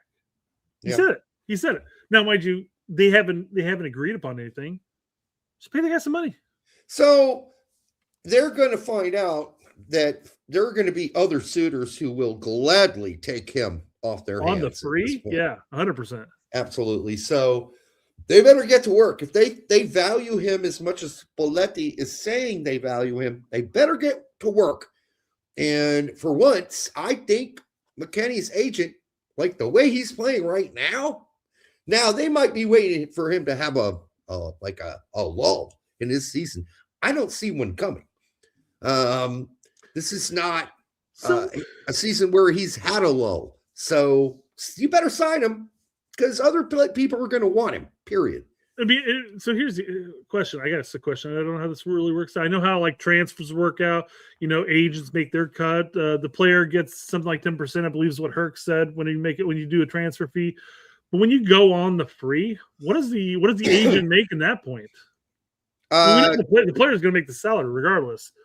But I mean, what do you get in that point? Usually, like 15% of the final deal. So he'll get. Believe me, they will make money. They will make something. Fair enough, yeah.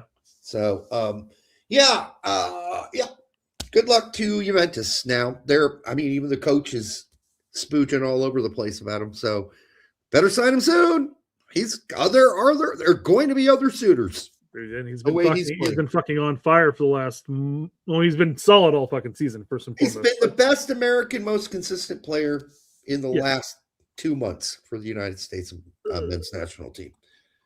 Well, this guy, he's been pretty freaking consistent for Leon. Was it Leon? True.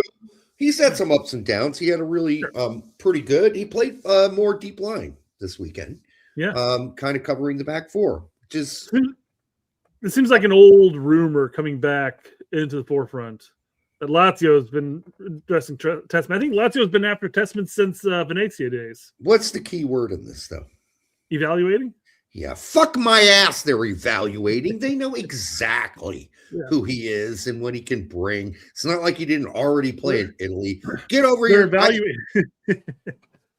evaluating if they can find all the money in the cushions of their couch. Like shit, they went to X amount of million. Yeah. What do we got here, guys? He's taking this from Di Marzio, who knows, but evaluating. They're evaluating fucking almost everybody they can possibly afford because they need some players. So, all right. I have watched bits of the Australian Open for sure. Taylor, fuck his name. I can't remember it. I watched the Americans play for the most part. And that's about it. In the Australian Open, I have to admit, I'm much more and have been over the years much more interested and committed to watching the Wimbledon, US Open, and those are my two big ones. I kind of watch the French Open, and then the Australian Open's on at weird times in the United States, either really late because of the time difference. So I'm not really getting a chance to watch a lot of Australia, the Australian Open. I much preferred it too when it was a different surface, but that's just me. Taylor Fritz got his ass kicked. I know he always does. Eventually, right? He'll get past the first 2-3 rounds, fourth round sometimes, and then it's over. He's done with. So, but yeah, I like Taylor Fritz as a player. But the sad part is that this isn't what I'm used to. Growing up, yeah, Jimmy Connors, yeah, John McEnroe, Pete Sampras later on. I mean, Andre Agassi, it never stopped. We always had somebody competing for number one in the world, and those days are long over. Long over. Yeah. All right, go ahead, Brett. Sorry, little tennis. That's fine. That's fine. Yeah, I brought it up so you can talk about it. Michael Chang won one championship, Anthony, and that was the French Open. He never really battled for number one, but a good player, very smart player. I love the underhand serves against Ivan Lendl will be a classic memory for the rest of the tennis history for sure. Yep. All right, so Derek, I'm going to run through this the premise, and then you can chime in, okay, on this front. So there's going to be a couple of slides we're going to bust through real quick, and then we'll get to the main topic here, okay? Okay, I'll try to be patient. You hold your horses. All right. I got to build up to this because here's what happened. I'll say like, oh, Patrick Agyemang scored yet again for Derby, and Derek's like, yeah, but I'm not going to apologize for calling him fucking Bambi. Bring it back, Derek. Let's bring it back. Come on. Yeah. Hey, good news. Our third or fourth, depending on how you want to debate it, depth and striker is scoring goals and buckets. Yeah. In the championship. Congratulations to him. I mean, Tax says we predicted it was going to happen, but yeah. We did predict it. Agyemang scores again in the EFL Championship, and here's where I think Tack goes wrong. He has done irreparable damage to the league's reputation. No, he's not. They are never recovering from this. I can see the level is ass. Nah, it's been the level for a while. This is what it's always been. Yeah. Big, athletic center forwards. Wrong. I've always done well in the championship. That's just, it's a physical league. It's a physical league. Yep. And then there are always 6 to 8 teams in the championship who don't belong there. They're League One teams. They suck. And so you're going to have 16 to 12 games a year where you're playing against inferior competition. You should score some goals. So we said this from the beginning. The EFL is still what it's always been. I don't think it's that much different. I think it's kind of the same. How much better is it than MLS? We've been talking about that for some time too. I mean, they're not even, in a lot of ways, they're not comparable. They don't, like, games in MLS aren't played like they're played in the championship. I think defenses are suffering in the championship just like they do in MLS, but the play here is more South American style, more, the North, the MLS style is generally, I think, a little different.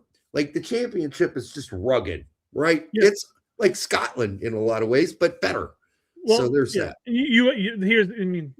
Without having like some like a tit for tat, like a whole season of playing against each other, you can never really gauge one way or the other as far as longevity of a season is concerned. You have players from MLS who've gone to EFL or gone to SPL. You mentioned Scottish League, so I'm bringing them up too, who've done well and have succeeded. You have players who've gone to both leagues and have failed miserably. Yeah. But in return, you've had players from those leagues come to MLS and have succeeded. And you've had players from those leagues come to MLS and have failed miserably. Yep. So it's tough to sit there and gauge. They are two different leagues. We talk about how MLS has been more of a fast pace. There was a time where it was very physical, but maybe less so now as far as just as far as being an attribute of the league. Yeah. Championship is just a very direct English style, direct one, root type of ball, and it's very physical. It is what it is. They've been that forever. And there's some really good teams. There's some really good teams with some good players on there that would do very well in MLS, and there are some good teams in MLS that would do very well in the EFL. Yeah, when you look at MLS, the influence on the league is very heavily weighted towards South American players and African players. Like, it's a little bit different in the EPL. EPL is where you go to watch mostly English and British players. Mm-hmm. Okay, it's not the same thing. They're not comparable. I don't think. I mean, depends on what you like and what you don't like to watch. At the same time, saying that the EFL is ass because Agyemang is, as we predicted, doing well in it, I just don't think that's fair. I don't think the EFL has changed at all. And like we said, big boys who are somewhat athletic, and as long as he could continue to stay on his feet and improve, we thought that Agyemang would do fine. I think I had him at 9 goals, somewhere around there. 8 or 9, yeah. 8 or 9 for the season. Goals. I didn't even talk about assists. Yeah. You may get put in your place here, Derek. You might have 12, 13, 14 he goals might. this season. He might by the end of the season, but I don't think it does irreparable damage. I think that we've seen, at least more recently, MLS players, not even All-American, go to the EFL and do quite well. So I also think him by saying that he's calling that this is damage to the league's reputation, that some people might look at this and say, like, oh, Tax maybe saying MLS is a better league. MLS is not that bad. No, I think he's just saying that this league sucks too, is what he's saying. I think he's saying this league sucks as bad as MLS, whereas we would say, I don't think we would frame it that way. I think that good for Agyemang. I think he's doing fine. And by the way, no, we're not going to apologize. So see, that's what it's done, Derek. You got to stick to the topic at hand. We're not to that point. You're jumping the gun again. Yeah, the level. Apparently, the rumor is. By the way, go ahead. By the way, go ahead. Real quick. You're saying the level's ass, but the championship teams, for like at least most of them, are going to beat most of the teams in Belgium. Like, it's not comparable. The championship's a better league than Belgium overall. Just saying that. But are there 6 to 7 ass teams who should just be League One teams that are in the championship? Absolutely, there are. Sorry, I had to clarify. Well, and but there's rumors, Derek, that Crystal Palace and Leeds have been a knock-in for his services. But Derby is saying, hey, no, we want 20 mil for him. 120 mil. They paid 8 mil, if you recall correctly. They paid 8 mil to the clip. And now they want a 20 million, a quick return, a 6-month use of him. Hey, we want to double, almost triple the value in return. Now, do you think this is a Josh Sargent-esque type of market value from the team saying we're going to ask a ridiculous price we don't think anybody's really going to pay, because we don't want to get rid of him because Derby is in 6th place. They are fighting for a playoff spot. Yeah. I suppose it's possible that these teams are actually interested. My question is Agyemang ready? But yeah, Derby's going to absolutely ask for above, Well, 100% yes. But here's the point, though. Let's say if, because obviously, Chambers in the chat is saying that it's fake, and yes, most rumors are fake. There may be some inklings, maybe some knocking. I don't know, but let's just say if Leeds or Palace came out and said, "Hey, Derby, here's 20 mil." If you're in 6th place, vying for that playoff spot, what do you think the fans would say at that point if you sold one of your goal scoring strikers? It's not happening this window. Oh, I don't think so either. I'm just saying this is a weird rumor in that sense. Even if it turned out to be fake, which it probably is, it's just a weird rumor because they would have to turn around immediately and find a striker to replace him with. Yeah, they're not going to do it. So yeah, this is not happening this window. Maybe summer. If he keeps scoring and packing in the goals. Because in general, if you're a large mammal and you have some athletic ability, and pretending that Agyemang has no athletic ability and absolutely zero technical ability is ridiculous. His big problem was falling over. And for the most part, at least for this last few months, he's kind of fixed falling over. Okay? Yeah. And I have to remind people, Brian McBride was not a massively technical player. He wasn't even that big, but he big enough, 6 foot. He was just had a nose for where to be, and he figured out that if he could hold the ball and pass it off and get in the box and sniff out goals, that's what he was good at. There's a great interview out there from, I think it was 1998, of Brian McBride saying, I'm not running by anybody. I'm not dribbling past anybody, and I'm not outrunning anybody either. But I know what my strengths are, and I just play to my strengths. And if Agyemang can learn to do that and become as good in the box as McBride is with his head, which, he scored a goal with his head not too long ago, then there is a possibility that you don't need to be super technical and a super athlete and super skilled to be a good striker in the Premier League. Brian McBride proved that. You can just have a high IQ and a really good nose for the ball in the box. So pretending that strikers need to be these superhumans is ridiculous.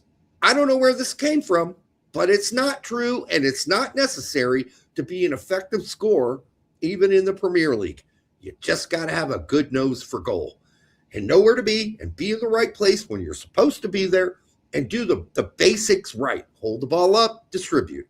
Get in the box, good on the head. Find the fucking loose ball in the box, finish it. That's all you need to do in the Premier League. All right? Unless you're playing Arsenal or one of the top teams. Okay, well, then you're just hoping for a set piece that ends up at your feet or on your head. I get it. But, this whole idea that you got to be this wizard to play in the Premier League is absolutely ridiculous. It's not true. So good friend of the show, Brian Schroeder, says Charlotte sold low. They did now, but that's, Monday morning quarterbacking. No, so. That's hindsight's always 2020. You're not going to be anybody. Hold on. All right, right here. I was still surprised. I'm still surprised that somebody paid $8 million for him, quite frankly. That's double his value at the time. I was like, holy shit, take it, clip. Right. Listen, Agyemang's got to work on his air game, number one. And then Larry said some bullshit that's not true. If you can Larry's on your nuts about Agyemang right now because Larry can suck my nuts. All right, but this kind of takes us into the topic that's coming up here in a second, in the sense that if everybody remembers back in the Gold Cup, Patrick Agyemang was included. You had Brian White who was there. Josh Sargent, we were saying should have been there, but he wasn't included. Sargent and Brian White were firing on all cylinders yet again at that time. Patrick was hitting a stride for Clit during that time period. Those first couple months of the season were not very good for him. They weren't very good. And so people were sitting there people like, oh, you said that White and Sargent were better than Agyemang. Yes, at the time they were in form. And that's how we debate shit. We're talking about players doing the form. You know what? That Matisse Albert is going. You probably sit there and project that Matisse Albert is going to be a solid fucking player. Should we call him up at 17 playing for the U21s right now because of who he might be in the future? No. We're going to call in other people who are currently in form, ready to play, moving forward. No.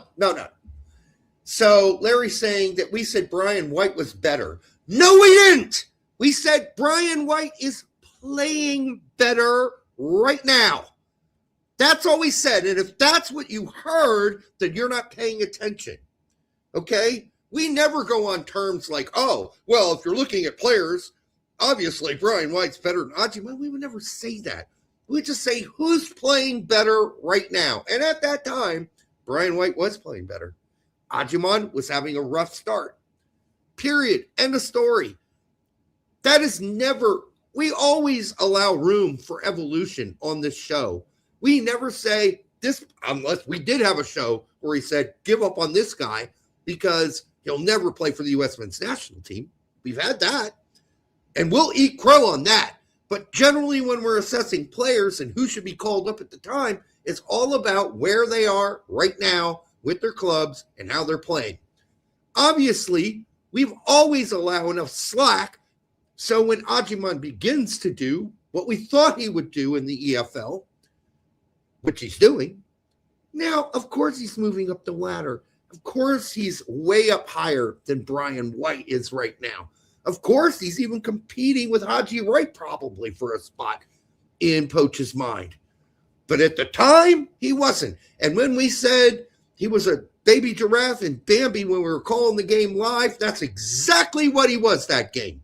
Absolute shite and falling down all over himself. I don't understand why people get so butthurt whenever we made a simple analogy saying, "Hey, he looks like a baby giraffe, wobbling around, falling over. Oh, he looks like he's Bambi who's on ice, slipping the whole game. All over the place." That's what he looked like. It's not. We're not sitting here bashing the player as a whole. We're just simply making an observation that this guy's falling over like a motherfucker for that game. For many games. Well, there are other games too. There are other games, yeah. But the birth of Bambi or the baby giraffe all stemmed from the fact that he spent a lot of time on the ground. Yes. Chambers does say Damian Downs being a better than Pat talk has died down. There was a lot of talk during the Gold Cup, especially like, why aren't we seeing more Damian Downs? And I wanted to see more Damian Downs, especially once we qualified for the knockout stage. Why didn't he get more playing time than Agyemang at that point? We all wanted to see Downs. Most of us wanted to see Downs. Who is he? Well, he's turned out to be sort of a fraud.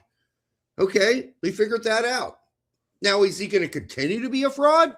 No, he may not. That may change. But right now, he's on fraud alert, period. He's not doing much for Hamburg either since he's been there. So there's that.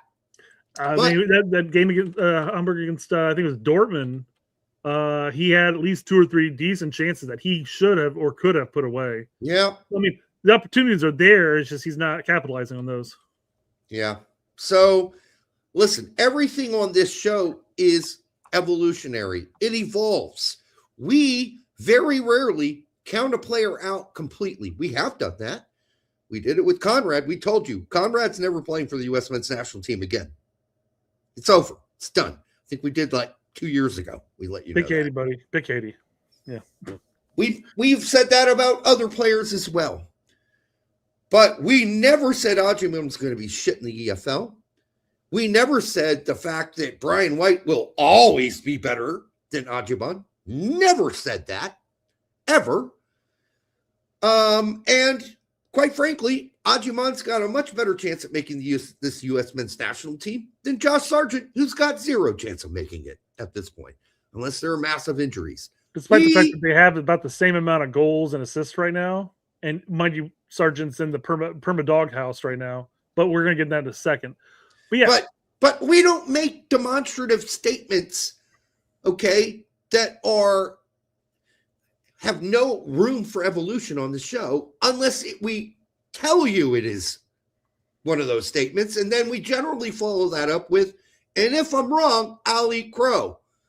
We don't do that because I think saying things, for instance, like, oh, the EFL is ass because Agyemang's doing well in it, I don't think it's fair, number one. And that sounds like a pretty definitive statement that the EFL is a shit league. And I don't think that's true 100%. Like all leagues, it has some teams at the top that are pretty good, some teams in the middle that are okay, and then teams at the bottom that absolutely suck and don't belong to be there. They should be back at League One.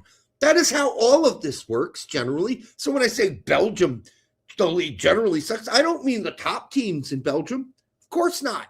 I'm saying generally, after the top 3 or 4 teams in Belgium, the league sucks. It does suck. So take that for what it is. But we don't make definitive declarations here that have no room for evolving. That's all I'm saying. Here's an equal argument to what the whole Bambi and how he's performing in the NFL and all that stuff, and how we're not going to eat crow, is there was a time period where Derek was like all up on Josh Sargent's nuts, saying, dude, you need to grow a pair. Yes. You need to man the fuck up. Yep. You're sucking donkey dick right now. You need to do better. And guess what? He ended up doing better for Norwich in the end. And did Derek go, oh, I guess I got to eat crow. He does actually have a pair. No, he was making an observation of how Sargent was playing at that time. Yes. He wasn't saying, oh, no, he's garbage. Look, he's garbage. And then all of a sudden he scores 13, 14, 15, 16 goals at the EFL multiple seasons through. We celebrated that. Yeah, but I mean, that's the whole point. We make a comment saying, hey, he looks like a fucking baby giraffe stumbling about the field right now. That's not saying that he's a garbage player. And despite the fact that what Common Sense is going to be mentioning here in a second, we've never once mentioned that he's garbage, at least that I can recall. No, never said the word, because we don't do that on this show.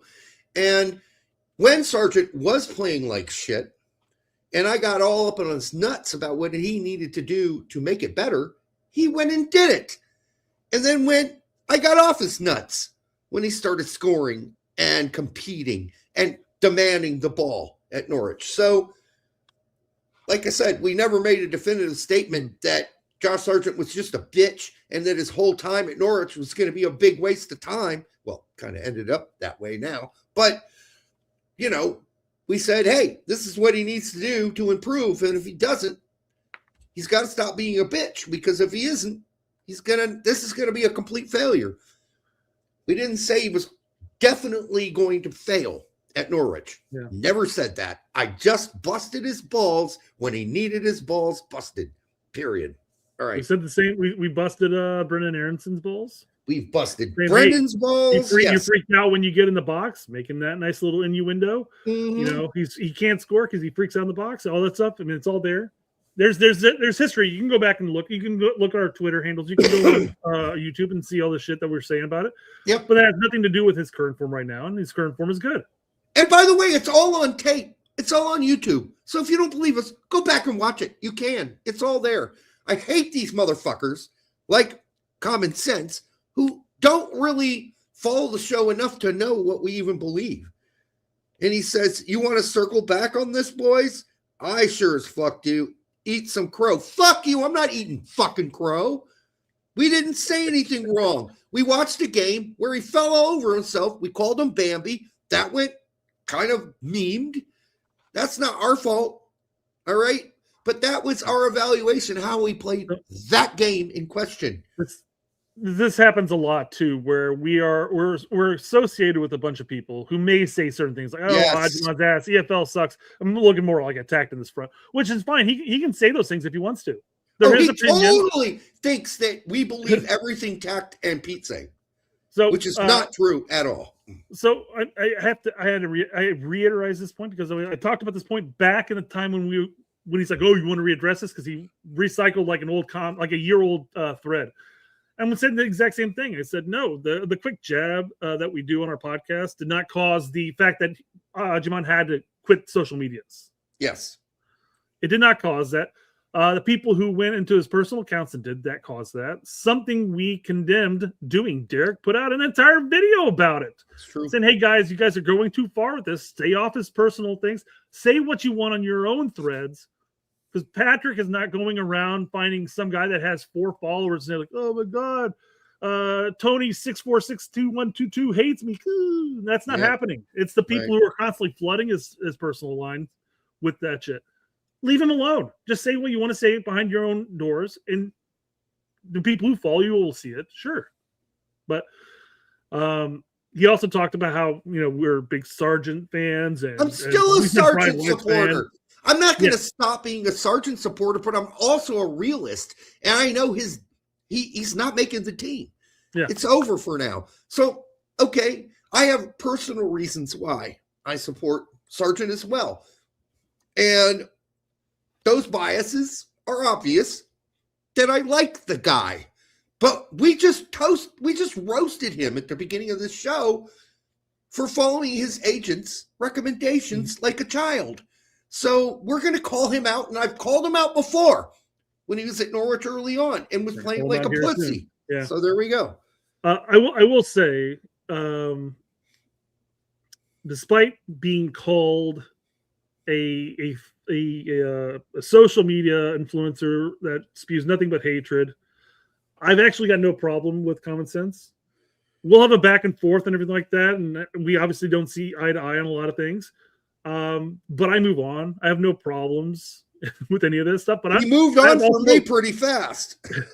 I have no problems bringing it up here. So common sense. If you happen to see this in a video, don't feel personally attacked. Just understand that we do not agree with you at all. Not for Brett, at least. So he does follow up by saying, and do a quick search of your timeline related to Agyemang. It's overwhelmingly negative. I see zero ownership. I see zero ownership that you were wrong, which again, I've never admitted to I was wrong because I have not been wrong on this front. None of us have been wrong. We were out front about the fact that we thought he'd do fine in the EFL. We just called him Bambi on one show. That's it. Derek, I want to do a quick search of my timeline for Agyemang, Bambi, and giraffe. Those 3 terms. It could be like 2 posts. Oh, I mean, there's plenty of Agyemang and Bambis. Let's see. Bambi growing up to a buck because he scored a goal. Oh, that's positive. Oh, that's a positive, right? He's no longer a baby deer. He's growing his antlers. Yeah. Let's see here. Colin talked about it, and I said, "Is that mockery or an insult?" Joking around with him. The mistake machine, but whatever. Shit. All we did was call Agyemang Bambi. That's the worst thing that we did to this guy. Yep. Let's see here. That's actually today's show. Look at that. He said, hey, Agyemang's, hey, give me a call, bro. So in actuality, if he would, and he did mine too, he found absolutely almost nothing but actual positive comments about Bambi. That's it. And it's a joke. The Bambi thing, that's a joke. It's a joke. Yeah. It's what we saw when we were watching the game live, calling the game. Okay, and other people picked up and said it too and posted it. Okay, fine. But we never said he was going to be absolute garbage. That was other people that said that, whom he associates us with. Yeah. I said, and I told him, this is guilt by association. Don't do that shit. You don't know who we are. Or if you've watched our show, you've watched very little of it. So there. Here's U.S. Men's National Team Rev made a comment about Bambi scoring a goal and giving him praise. And I replied by saying I was made aware by his agent that you were solely an anti-Agyemang Twitter account. Because U.S. Men's National Team Rev was the one who got added and called out by Agyemang's agent. And the funny thing is, if you go back and look through his history, he doesn't really say anything bad about him at all. No, he doesn't. People are being way over super sensitive about this. Here's more about the video about it. Let's see here. Time's running out. Poach, just talking about players not being included. Let's see. I thought you were talking about Bambito because that was the fun play on off of Bambi when Bambi was having a good game. You called him Bambito. Again, another positive, I think, quite frankly. Yeah. So it's nonstop. It is. And listen, we even got Hatred messages all around. from people that know us who put out stuff. Yeah. And I mean, Max came after us. And then, I had a talk with Max. We worked that shit out. He knows that's how we were just calling the game at the time live. And it was appropriate because that's how he played in the game. He was falling all over the place constantly. And then at the beginning of his champion EFL experience, he kind of had still some of that to overcome. And he has overcome it. But it's not like we said he sucked ass and that he was going to be embarrassed in the EFL. We said the exact opposite. So again, guilt by association. Don't do it, people. We're not Pete. I'm not. We love Pete and we love Tack. They're our friends, but we don't agree on everything. So you might want to leave some room for nuance. Just saying. And he follows up by saying, and yes, constructive criticism of players is certainly okay. The level of vitriol of which you cunts defend vehemently on your podcast as just being on our timeline, so it's okay, is disgusting and turn on sports. The level of hate he received from cunts like you is shocking. He called us cunts. This is the guy, as I said here. LOL, you are bent out of shape from a small jab like calling him Bambi, but you have no problem with calling people cunts. Such vitriol, such hate. I'm clutching my pearls. Oh. No, I mean, it's pretty weird. And like I said, I think common sense, dude, he's not have a lot of common sense, obviously.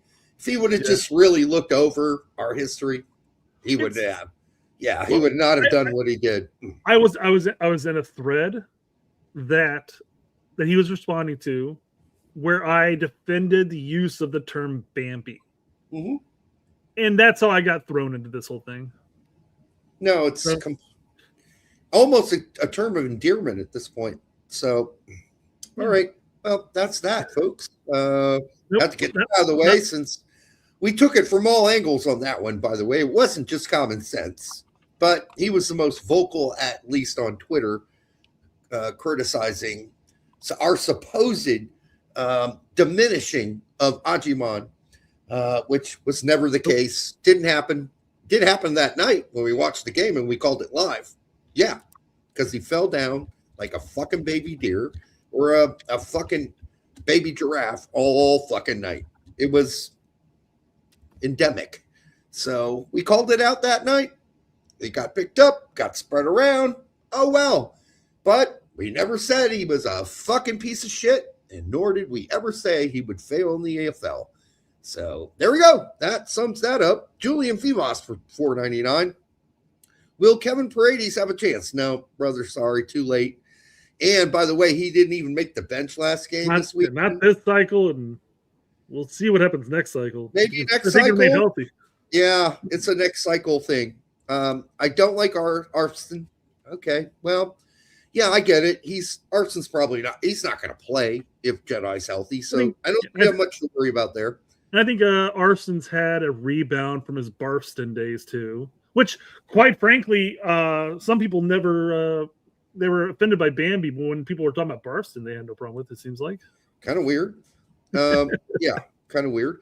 But yeah, if Jedi's healthy, he's not playing in the World Cup anyhow, except for maybe last 10 minutes to give Jedi a rest. I don't think we have to worry too much about that. As far as being a backup for Jedi, I think, if we're playing a back three, he's less exposed defensively. I think we can handle it. I do think he's going to make the team, though. Also, what do you guys think of Josh Sargent's situation, which we got into a little bit, but I got a video pulled up here with Tom Bogert. I wanted to basically point out some of his body language and how he says certain things. We're gonna rush through that video real quick. Josh or Tom? Tom about the Bogert, or Tom Bogert about the this Josh Sargent topic here. Well, I guess I should summarize it. Yeah, go and do your thing. So Sargent basically, of course, texted the manager same day of the game and said had too many transfer rumors in his brain or transfer talk in his brain. Transfers in my head, yeah. Yeah, I can't play. Coach, sorry. Well, that pissed Clement off like no end. And behind Clement's back, the administration was working on a deal with Toronto. It would piss me off too, though, is the thing, though. I'm going to play that right yeah, absolutely. If I'm the coach, that pissed me off. And so Clement, after the game, said very demonstrably that Josh Sargent's not going anywhere, where it's the administration was like, oh, shit. Whoops. Okay, well, we probably should have let Clement know about this. Anyhow, they agreed that because they had just found out that while they were in negotiations, Josh Sargent called the coach and said he wasn't going to play. Now they're pissed too. And so now we also know that Josh had offers from Leeds and Sunderland, and there were other offers on the table, the big one being Wolfsburg that he passed over because let's be really honest here. They say family. It's his wife that doesn't want to go anywhere. She wants to go back home to North America. Period. End of story. Because if Josh Sargent wasn't married and didn't have 2 kids, he'd be at Wolfsburg right now. He'd be in Germany right now, yeah. Absolutely would be in Wolfsburg right now. In fact, he even went to Wolfsburg to kind of talk it over. So he was still interested. But in the end, happy wife, happy life. And yes, go ahead. I was gonna say somebody had mentioned like, oh, you never see this type of an issue with European or South American players' wives saying, oh, I want to go home. I don't want to be moving here and do this. They go to the place after place after place after place as they get moved. And I think, quite frankly, I think there's a cultural difference.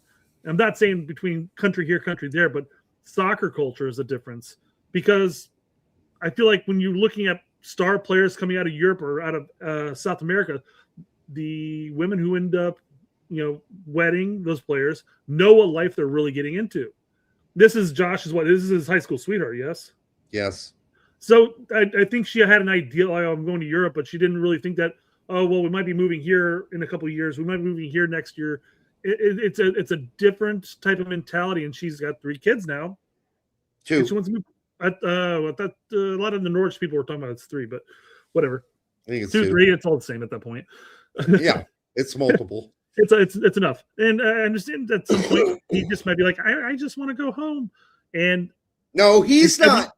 It's got to be Sargent either putting his foot down or saying, all right, let's go home, and he'll go home and make his bank. But he's going to make a lot of bank if he goes to Toronto. It's kind of generational money, millions and millions of dollars per year. So he will be set up for life. So that's one thing. But it also meets the requirements that his wife desired. Now, there was this thing that came out that they had a one-on-one with Josh, and there was arguing and yelling, and they said one-on-one, more like it, but yeah, well, the agent might have been there too, and they called him a pussy whip, whatever. And okay, fine, I guess he is, but at the same time, he's got to make that decision, happy wife, happy life decision for him. That's really important above all else, above going to Wolfsburg, above going to Leeds, above anything else. And that's where he wants to go, back to North America, Toronto, which would be a 2-hour flight to St. Louis, and his wife's family's home. So that's quite sure. But yes, he is subjugating his career to the whims or the desires of family, wife, basically. And that's his decision to make. And he is up in his head all about the national team anyways. He's done there. Well, even if he wasn't, I'm just saying, we heard in that last interview before he went to his last windows, like, oh, I'm really nervous about going back. The albatross around his neck, of course. Yeah. So again, he might be looking at it going, well, I'm what is he, like 25? I'm 25. Somewhere in there, yeah. 24, 25. I'm going to take my 3+2 contract at Toronto, making anywhere between $4 and $6 million a year. Yep. And then I'll still have a career after that too. Not to say I'm going back to Europe by any means, but I can still get a decent wage, even if it's not a necessarily $4 to $6 million contract somewhere else. Maybe back in St. Louis. Who knows?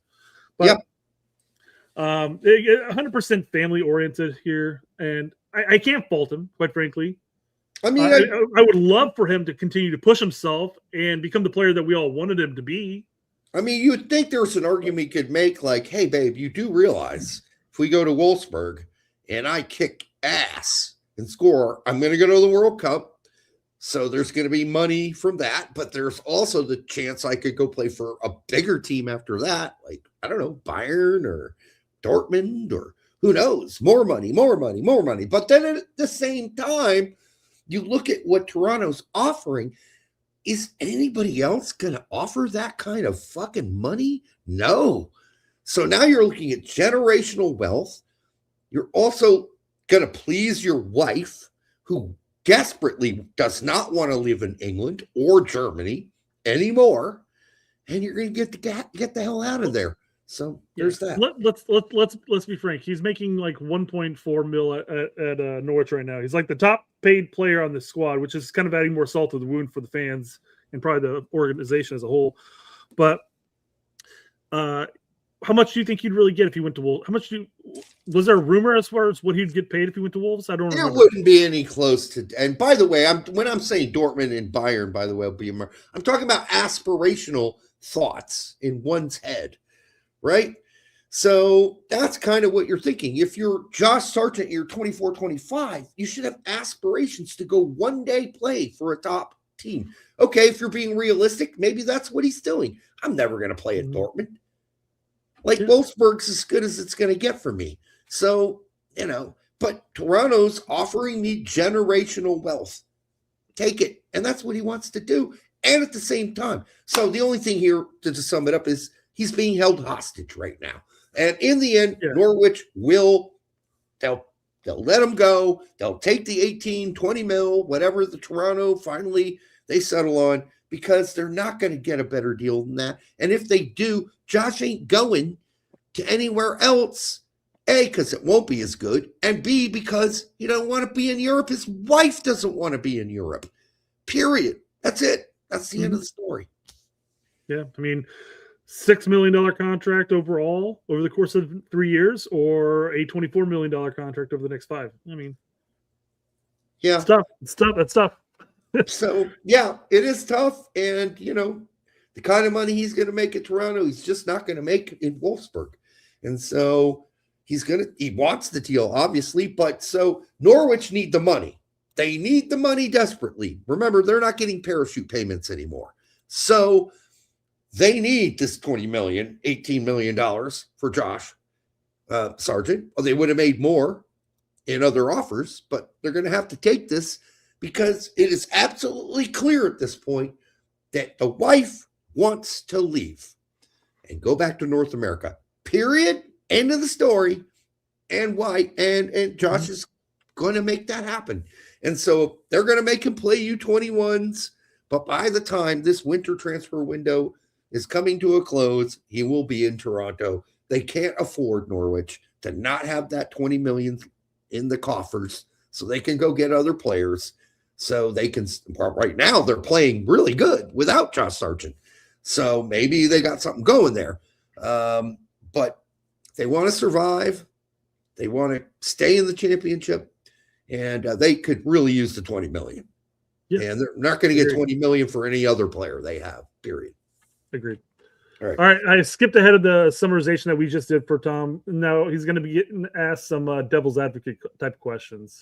I just want to. Have you seen this yet, Derek? I haven't. I want to take your take on this. Okay. All right. Wow. I mean, I know you're all over this story. You broke this story, but no, he didn't. You throw me there with a personal comment was made about his family, allegedly. So that takes us back to the whole Larry conversation, right? He broke the story. He broke the story. Did he really break the story? Not really. He maybe broke the story for you guys at Galazzo, but yeah. So yeah, and he'll go into this conversation about the comment towards his wife, and I joked about some Norwich fans who obviously again are very salty about the whole topic. Yeah. And I said, yeah, I from what I've heard from sources, basically, is that so-and-so, I forgot who it was, the sporting director, or maybe it was the coach, basically said, oh, we know who wears the pants in your family, Josh. You're pussy whipped, which was the quote. And the other guy was like, well, I think maybe it was like your wife's limiting your opportunities in the sport. And I go, yeah, but I think mine's funnier. Yes, no, I don't think Pussy Whipped was ever said, but I do think there was some criticism from alluded to it. Yeah. The admin that you're letting your wife run your career. That probably did happen. Yeah. Yep. Yeah, in the meeting, which left Josh Sargent, it was, sources told me, described as the final straw in a relationship that was obviously already broken by this point between Sargent and the club. Ben Napper, the sporting director, and the manager, Philip Clement, and he doesn't want to play for the club anymore. Do you think one of the main reasons as well, not just him having his third baby over here in America? I guess it was third. Yeah. Okay. All right. Wow. Good. I missed a baby somewhere along the line. It makes yeah. So did I. I thought it was 2 as well, but then people in Norwich were like, no, all the reports are saying 3. So I'm like, oh, maybe it was 3. That boy is busy in the bag. All right. Yeah. Especially since his first season in EFL, I think was when it was when he was in the EPL. It was that January was his first child, because he bagged a couple goals, and we're like, oh, look at that, he had a child, and all of a sudden he's bagging goals. So yeah, 3 kids in the span of 4 years. Oof. He's a busy bee. Yeah, cups on his mind. It doesn't hurt, but that is not a draw for this move. That is not the primary goal for this move. This is more so about family reasons. He has been at Norwich for a long time. He's been a great servant of the club. He's been very consistent. When FC Cincinnati bid 2 summers ago, in the summer of 2024, he really wanted that move. He didn't kick up a fuss when Norwich did not entertain the bid or respond reasonably with a counteroffer. He did not kick up a fuss. Well, and nor should they. They basically had him for 2 years at that point or whatever, and he's doing well. They have all the contracts, and then he wanted that move so badly that he then ended up extending his contract with Norwich. I would really like to know what flat they live on, or what apartment complex or whatever it is that they live on, because his wife fucking hates being in Norwich. She fucking hates it. She really wants to go home. Wow. Yeah. It's all the fucking beans on toast. I mean, what is that even? Yeah, but she didn't want to go to Germany either. They got better some food. Avocado on my toast, not some beans. Come on. No, she didn't want to go to Germany. They got good food. Yeah, they got bratwurst and pretzels. Oh man, they got better food than that. But all right. I'm joking here. Yeah, I know. To leave when they got relegated in the Premier League. He does love the city and did love the club. So he was hoping that there was going to be more collaboration between the club for what he wants to go to Toronto in a fair potential deal. There's a bid that was $18 million. I'm assuming Toronto are going to go up in that valuation. Norwich want more money, but the relationship between Josh Sargent and the club is completely broken. Okay, yeah, I mean, you say that, but he doesn't even bring up the fact that Josh texted his manager the day of a game and said he wouldn't be there. And that's coming up. Yeah. All right. That's the only quote I'm really concerned with, quite frankly, as far as having you listen to. That's one way to piss off the club that's negotiating your transfer in Toronto. Yep. That's one really good way of doing it. I got to ask here. I mean, doesn't a lot of Tom's comments and the way he describes certain things sound like age and fluff to an extent? He's a great servant of the club. He stuck around after relegation. Oh, yeah. He loves the team. He loves the fans. That is absolutely where he is getting his info. He might, but I mean, I'm just telling you, that sounds like an agent spouting shit off right now. Absolutely. He might agree on all those fronts. Sergeant he might. I love the club. I love the town. I love the people. But I mean, him coming out there and saying that just sounds like you're just regurgitating what the agent said. Hey, pass these along to your Golazo friends. Absolutely. That's what he's doing. Yeah.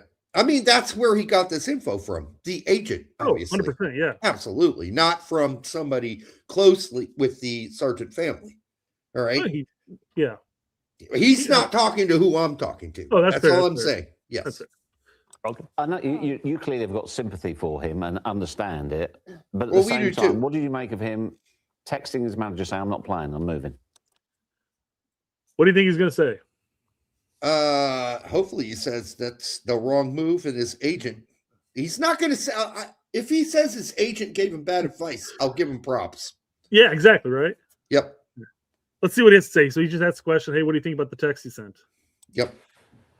I understand the other side of why being critical of it.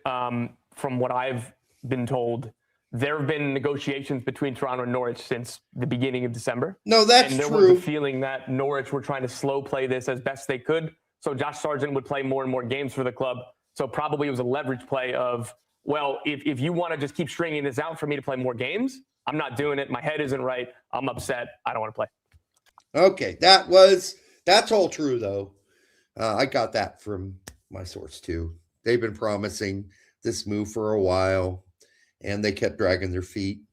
And so that's true. They can drag their feet for the next 2 years if they want. Absolutely. You signed a contract. So go play until they're done dragging their feet. If I was the agent, I'd be like, dude, Sargent, I mean, we're working on this. I don't care if you have another game. Go play the fucking game. That's what you're getting paid to do. Yeah. That should have been the thing. Tom should have no problem coming out. I understand he's telling you what the agent's telling him, and maybe he has sympathies towards it. But at that point, Tom should have said, I think the text was a bad idea. I think he should have gone out and played until he got that transfer deal taken care of. So I want to bring this back to my connection, who also said to me, they did the same thing with Cincinnati. The Cincy deal he really wanted. They kept saying, oh, yeah, we're working on it. It's all good. Yeah, we're going to make it happen. Don't worry about it. And then it didn't. So they already had that precedent. So that might be why they're like, okay, they're pulling a Cincinnati on us again. Well, fuck that. This time we're going to get serious. And maybe that's what his agent said. Hey, man, they're pulling a Cincy on us. They're dragging their feet. So it's time to get rough and tough and say, hey, I ain't playing. So, but that's a harsh gamble. I mean, I understand obviously that Norwich is in a bad way right now, and they could use that $20 million, but they could also just sit there and say, fuck you. You're going to continue riding pine on the U21s. Just practice with them for the next year, and then we'll sell you for pennies. They're not going to do it. I don't think so either. I'm just saying, though, it's a gamble. It's a fucking gamble to do. They need the money, so they're just going to torture them for the next few weeks and then sell them. A couple weeks, and so. But in the end, though, again, I understand that they may be pulling another Cincy at that point, but that's how they viewed it. Yeah, I'm just saying. But Norwich has all the cards as far as being in the right. You have a contract signed. We don't have to sell you if we don't want to. But obviously, teams usually do, because why would you want to keep somebody there that doesn't want to be there? I would characterize my source as being angry about this. Because he said this has already happened once before and now they're doing it again. And that Norwich are no friends of Josh Sargent. They played him with the Cincy deal. They played him. And then now they're playing him again. So maybe we're seeing consistency here through the thread here of the different sources, being that they felt like they were going to get played, so they need to play hardball this time.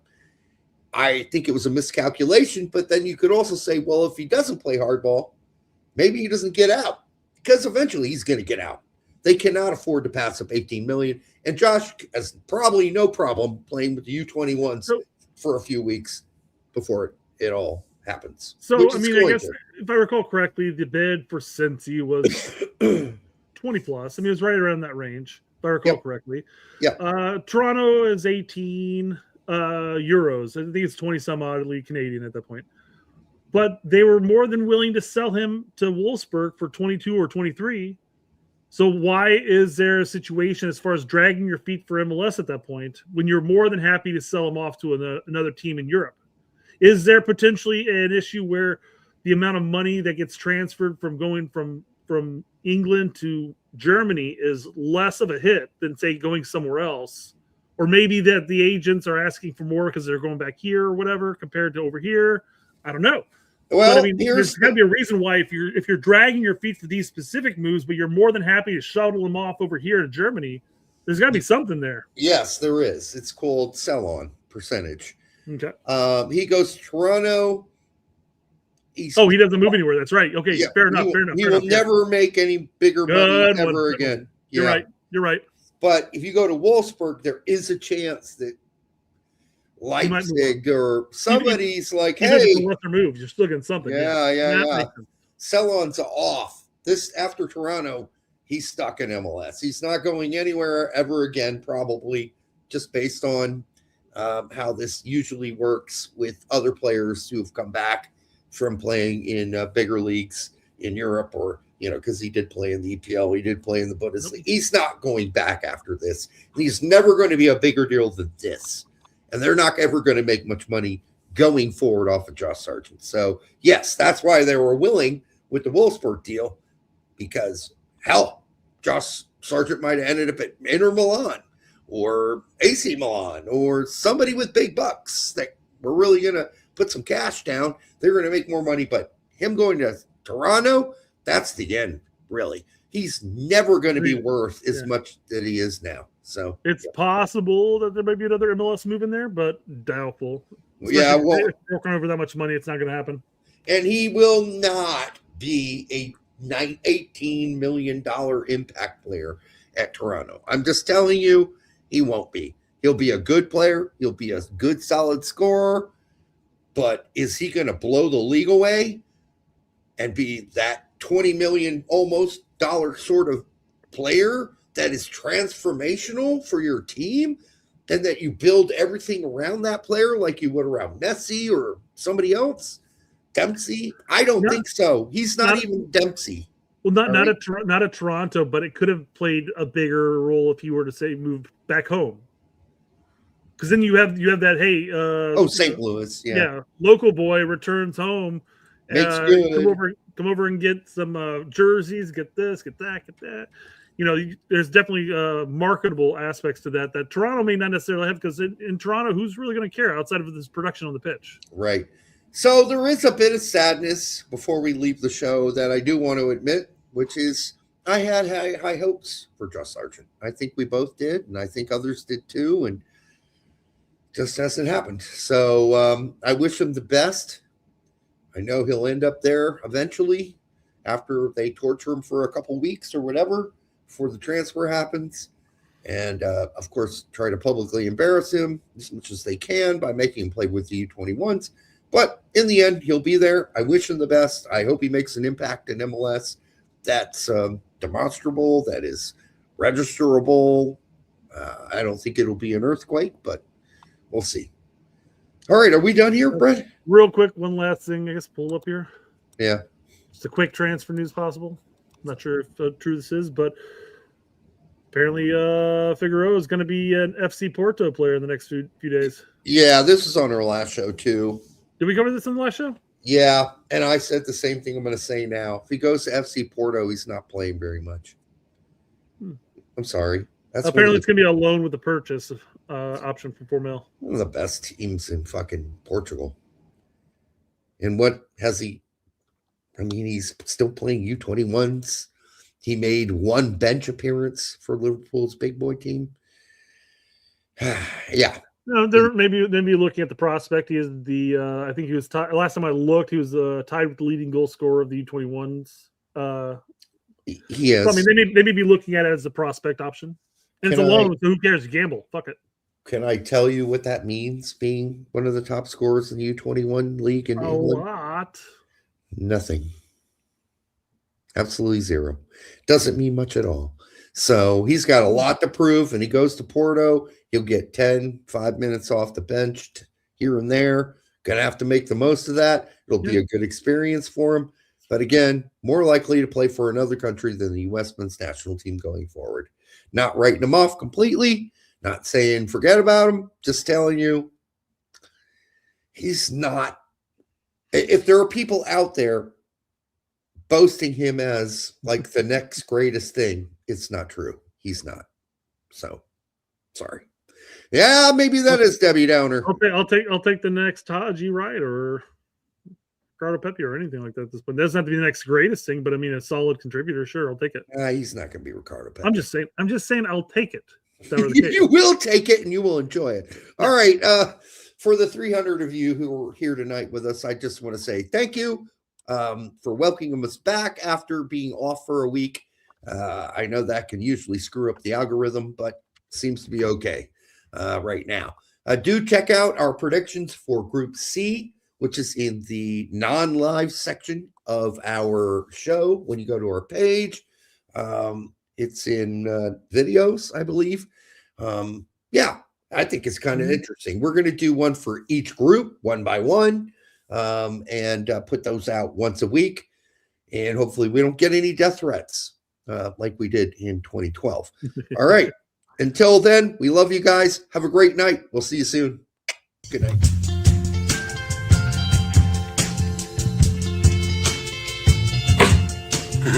That hurt. Blowjobs are a no for me. It is a skill. It is a practice skill. It is a necessary skill. The secret to a great blowjob is saliva, saliva, saliva. It's important for us to learn from this because I think we lose because we beat ourselves. You need to swallow it too. I don't understand the problem here. The people don't understand esophagus is the main player of the game. Try to stay away from it as much as I can. You can start by licking the dip. I didn't understand it, but